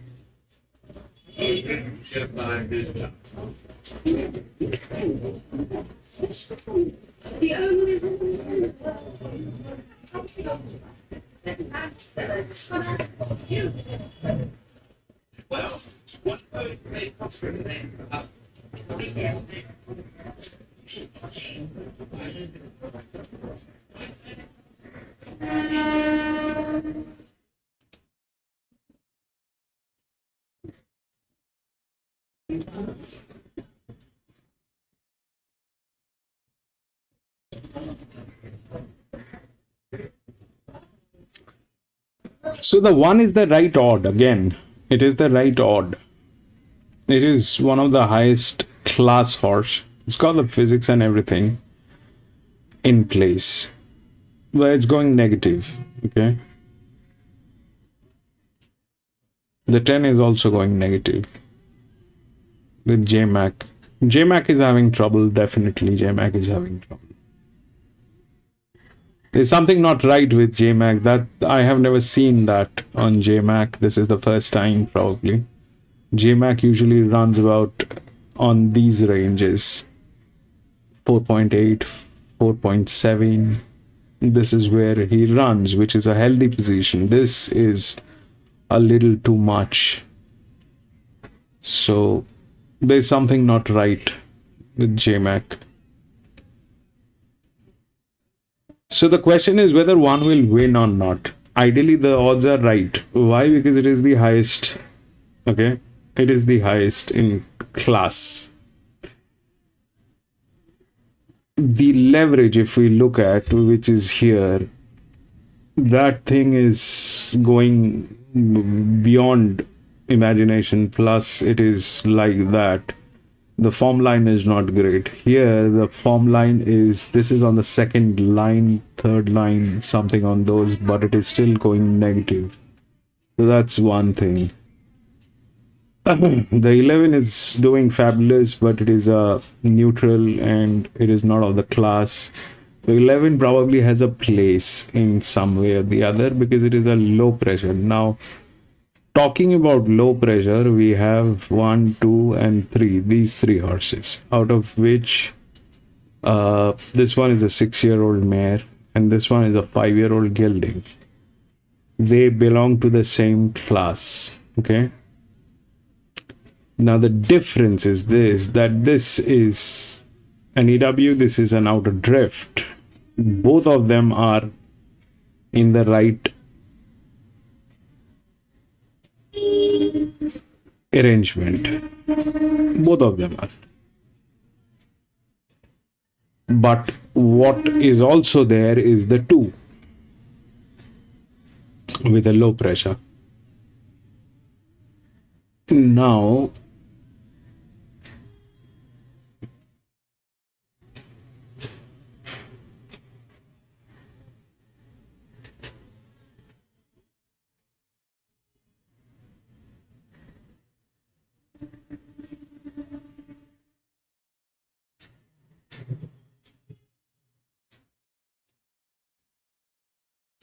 so 1400 meter, it is going to be ridden slowly. It is a race that is going to be a slow race. I don't know, but I mean, I knowing that I will not get into it. Knowing that I will not get into it. If it wins, it wins. This is the same thing here. JMac is not of help today for some reason. He's in a dicey spot. That is a dicey spot. The 6 is clean. Has been to this track, has won this race here. The 6 has done that. That's the linear. It's a dedicated jock on 6. Now, where it falls is here. So somehow things are not working. It doesn't have leverage. It's something that is not working. So what might happen here? See, if the 1 wins, it wins. Okay, but the struggle is real. It is like that. Okay, it is like that. It is, we are getting to those pictures, and that knowing the fact what is at stake, that I will not get into. I like the 6, but the 6 falls here. JMac is not of a help today. 11 is a challenger running neutral.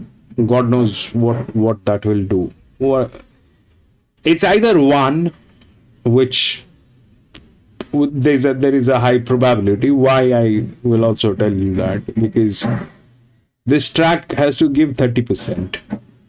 This track has to give 30% odds at the end of the day. Otherwise, next time it will fall flat on its face. The arithmetic will not work for them. People will not put money on this track. So they have given 2 favorites.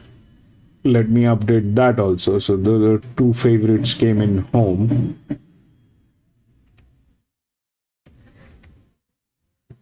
Two favorites came in home. So that's what, out of 7.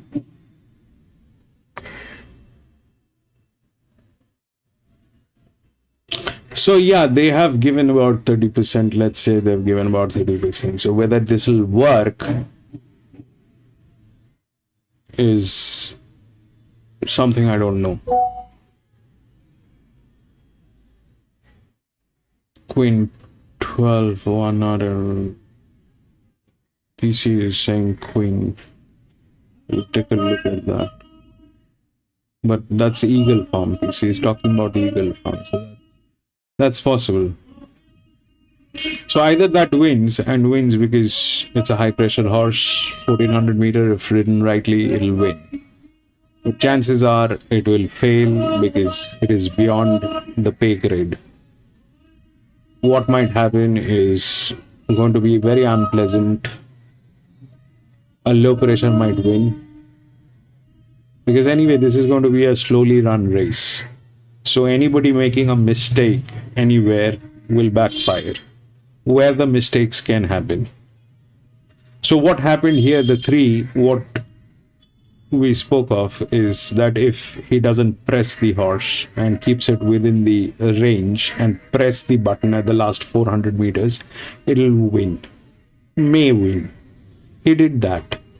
He did not press the horse. He pressed the horse after 400 meters, after the last bend, and it won. That happened. And anyway, that was the linear. Up till 2000 meters, those horses do not have a problem. 2400 meter, it becomes a dicey situation. Here, if he presses this horse, it will give up on gas.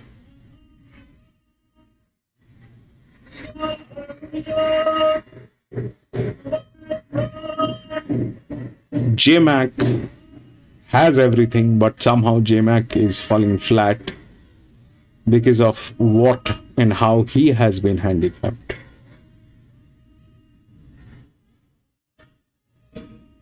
Six is a hope, maybe. What can backfire is something very, very unpleasant. The 8 might win. The 2 might go through. The 7 might go through. All those things can happen.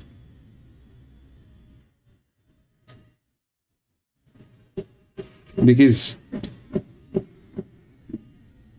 the horse doesn't have the physical capability to deliver this. It becomes a strategic decision on the jock how to maneuver this.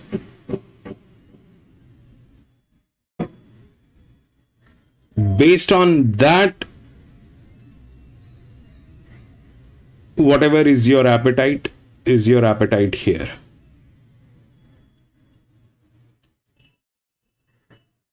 So we basically going to, if we believe this horse to be winning, then we have to believe this guy. Are we ready to believe this guy?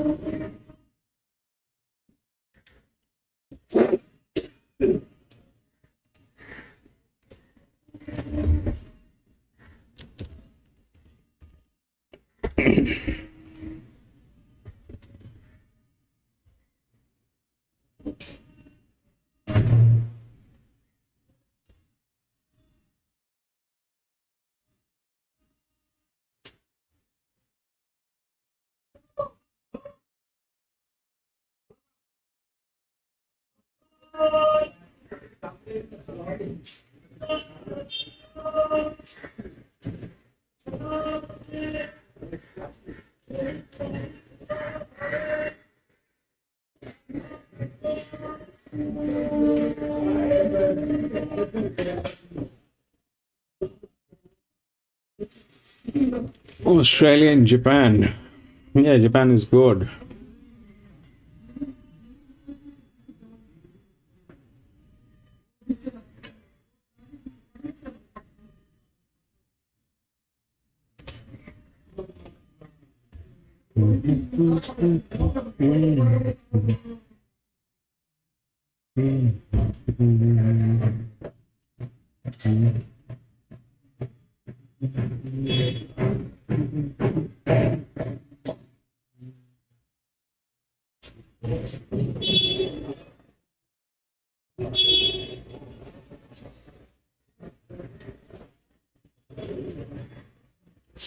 You were asking about what's wrong with one. You see that one did not deliver even after having, that was one of the highest class horses gate, that one could not build up because it was running neutral.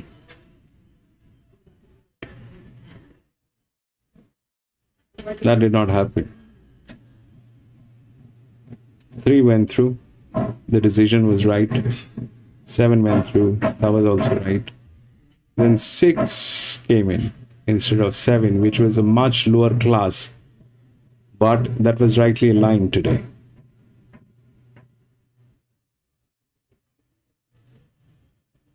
I don't know about this, and I'm not going to get into it.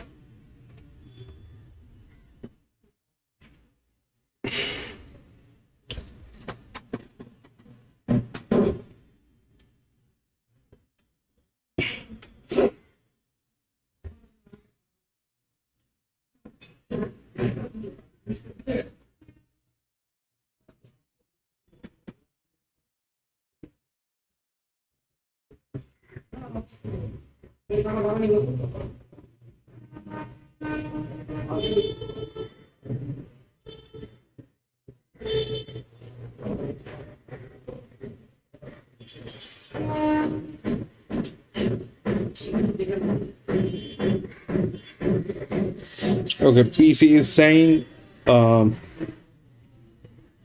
race 8 Eagle Farm. How far are we from Eagle Farm race 8?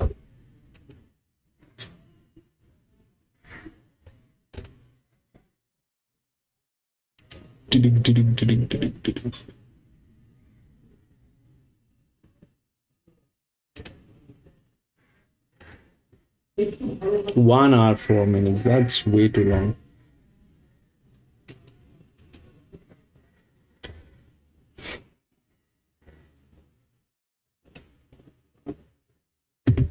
So PC, my question is this: that did you work with your program, the model that you're building, or you're going with the odds? Because I don't know what you played, but the 3 and those are the odds, okay? The favorites. 1 was the favorite. So I don't know if you are playing your program or you are following the odds. Because if you tell me, then we can figure out how that's working.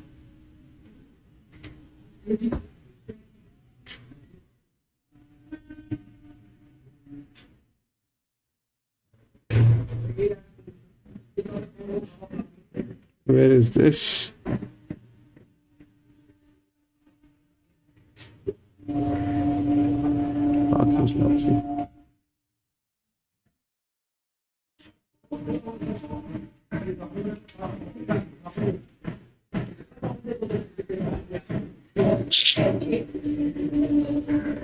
But this track actually delivers a lot of favorites. That's one thing.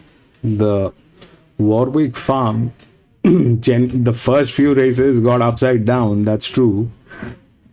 Out of 7 races, first 4 races went upside down. From this one onwards, they started delivering 6, and this is the third one. This track gives you a lot of, I mean, this is what we were discussing yesterday, that Warwick is going to be a much easier place than Sandown. Sandown is definitely difficult. What are you saying? Yeah, PC. What I'm trying to say is, PC, you did very well with this one, the 6, all right, the 6, and you also did very well with this one, where you were very confirmed. You were very confident on this one. So my question is this, PC, that the 1 was the favorite, all right, the 3 was also the favorite. I stepped out for my own reasons. You got in because you have the appetite and the nerve to handle this. I don't.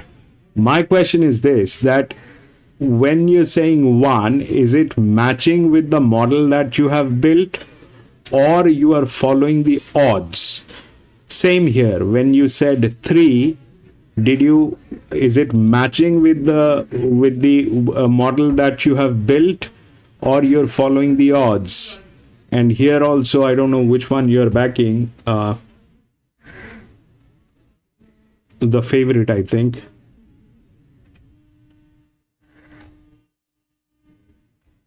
Race 7. Clancy, yes, you're talking about Clancy. So that's the favorite, which is 1. So is it passing through your model, or you're backing it because of its past performance and because the market says it is going to be winning?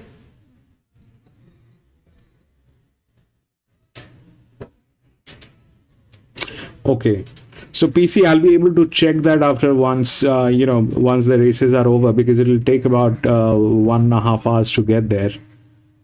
Those races are delayed, but I'll check, and if they come in, I think your model will. I mean, if that's your main bet that you have shared, I'll check, and if those come in, then you're doing a fantastic job, PC. Then you're doing a fantastic job. But don't worry, we will do this thing again on Saturday, and we will have some good races, I hope. We'll see what is available on Saturday. Caulfield, Doomben, Randwick. Where do we want to go? Caulfield or Randwick or Doomben?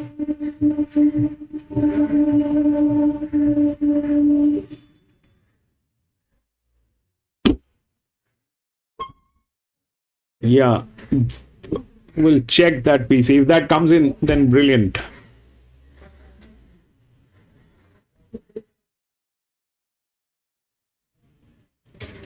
Six and 8 are taking early money. 6 is clean, but it falls here, has a jock. JMac is not doing great. This is going negative. This one is also going negative. This is beyond question, I guess, but has the physics. But for me, it's a pass. I will not advise anyone to get into a kind of a situation like this. And I still don't know how things are working. How will it work? I don't know. And in the bargain, if that goes through, then God knows that horse.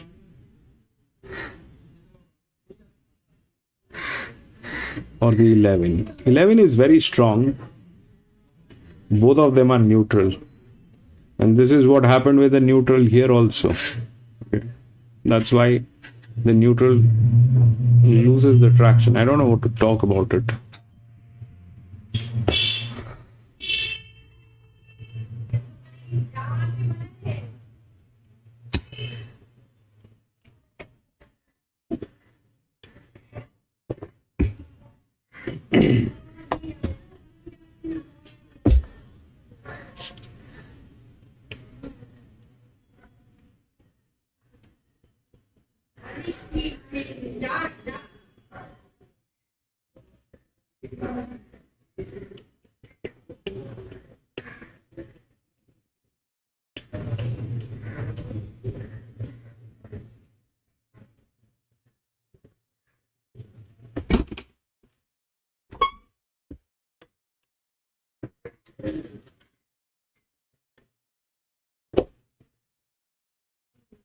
God knows what they're doing. They're stuck at Tari, and Warwick is like 1 minute away.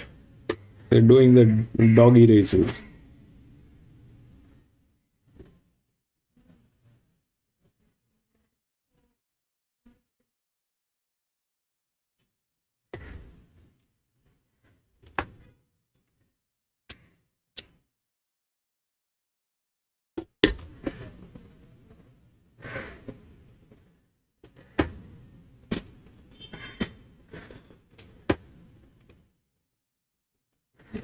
These two finishing second and third. Back to four was Beer Money finding a room and grabbing poor. Kingsway Ted no luck with overriding a midnight dash. They're all in trouble from the outside draw. Right. So it's Beltone Boy winning at $2 and $1.20 there. Seventh is the last event from Warwick Farm. Clancy hit the line sweetly to win last start on the Kenzo circuit, Dover. He did, Marno, yeah. She was a big win, wasn't it? He got a long way back and rattled home there to score in good style. Now steps to 1,400. Back to Warwick Farm. He's a winner here in the past. And, yeah, I think he sets up as the horse continuing to improve. 10, Concordia win. Hard to miss her first up run. It was a cracker. She got back and rattled home. That was first up off a long break. So just needs a bit to go right from the gate. But she's got a good chance to improve off that and go a few better. 11, Hit Missile. Been a bit hit and miss, but 1,400 suits from a good gate. Gets this chance. And 6, Copacabana. Just the best way to ride him is let him roll, get him going fast. That's the key. He's very one-paced. 1, 10, 11 and 6. Clancy is the bookie's favourite. Last 15 minutes, $2.20 out to $2.60. And Heat Missile, best back to beat at number 11. And it's $4.40 into $3.90. Copacabana number 6 is 9 into $7.50 back out to $8. Anthracite 10 into $8.50 back to 9. Serious Legend, if you're after a roughie, 21 into 18. Vienna Vixen 31 into $26. Tab Handicap sings out Warwick Farm with Barron. Recently, and a bit of late specking for Serious Legend. They're all in now, ready to go. Gates are back now. They're racing in the last, and Copacabana was one of the first into stride. Malabar given a vigorous run into the gates to try and match it. Heat Missile quickly whips up into third. Then came Vienna Vixen, followed by Clancy. Concordia Wind. Striking a bit of bother there just behind them in the early part was Anthracite. It might have got close to heels. A gap to Serious Legend and Mornington Pier. The field strung out. Malabar's gone hard. Heat Missile's been well backed and does the chasing. 2 after Copacabana, 2 after Vienna Vixen. Followed then after 2 lengths to the favourite Clancy. Out there followed then by Concordia Wind, Anthracite. Then came Old Hudson. Serious Legend and Mornington Pier are the last 2. They're still well strung out of the 600 metres. Malabar ensuring a good tempo. Heat Missiles coming off heels. Copacabana 3 out going to third. Vienna Vixen into 4th, followed by Clancy being ridden up. Concordia Wind starting to improve underneath as they come to the turn.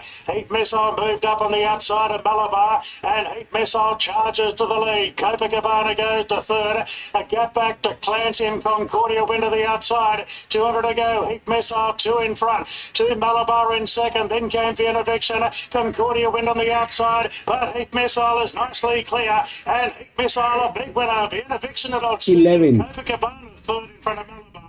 Then came Clancy, Concordia Wind and Mornington Pier. Further back to Serious 11, Legend 8. Hudson, and last of all was Anthracite. As Tim Clark bookends the program, Heat Missile, comfortable winner in the last for its third win at start number 9, dropping out of back to 11, 8, 6 and 4. Yeah, been competitive at such level in the past, Marto, and was wide the other day, and clearly she's looking for this 1,400. Got that, got up on speed, and was pretty impressive there today. Vienna Vixen's run well in second, and looks like is it Copacabana there, if my colours serve me correctly. But look, disappointing to see Anthracite tail off again there. That's 2 runs under Joe Pride, and just might have to go back to the paddock, this horse, or something. Clearly not right, because did come across Something clearly is not right is what is this? That is not clearly right. 11 went through with a low pressure. 11, 8.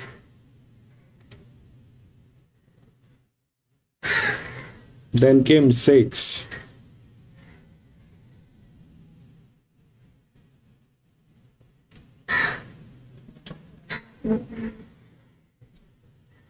So what was not right is this.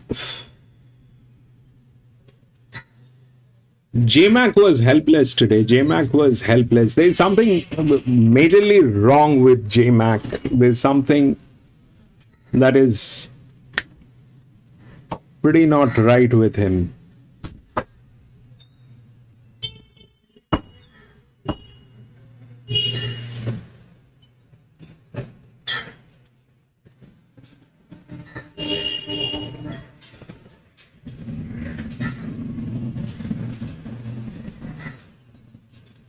So now that 11 won as a neutral, but why and how?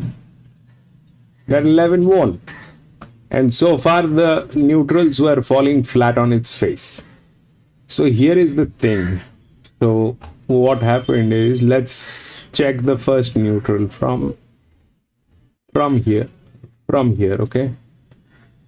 That neutral came in second, but from gate number 16. That was doing very well, but came in second. Gate number 16 was the issue. And JMac, definitely. Here, the 3 did not work. Why? Because that neutral was at 34. Okay, that is a pressure model. So one side it is neutral, the other side is it is on pressure. Did not work. Here this one did not work. That was like that. This one also did not work. This was a challenger. Did not work. Here that came in second. One went through. That played okay with the pressure line. It's okay. It had to drop, it dropped here. That's okay. Here the one did not go through because again this was a neutral and this was about 19. Here this went through. Why? Because this was very high, it was neutral. What happened? If you see this race again and replay this, what you will see is what we were talking about here, that what happens to neutrals and how they win. They win in 2 circumstances. One, that's what I think. One is when it is a downhill. Second, if you get a lead and a momentum, like me, PC and Gate all pushing the same vehicle and giving it a momentum, and then it flies home with a neutral nature, with a body weight. That is possible, and that's where it happened. But can we bank on this? No. Can we bank on these? No.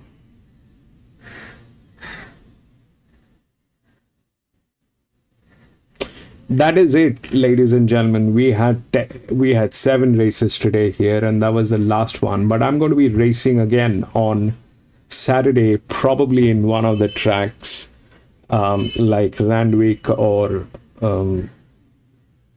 Doomben or Caulfield. If you have anything in mind, let me know. You can post a comment or you can text me, or there are many ways you can tell me, so we can do that. But it was fun doing here today. And I want to thank everybody who's been watching this. Thank you so much for being there, my friends. And I want to thank everybody in the chat. Gatekeeper, thank you so much, my friend, for being there. Stretch, thank you so much for being there, my friend. PC, thank you so much for being there, my friend. I'll check the results for the Eagle Farm, like you rightly mentioned. I'm going to check the results, and if you get that, that'll be brilliant.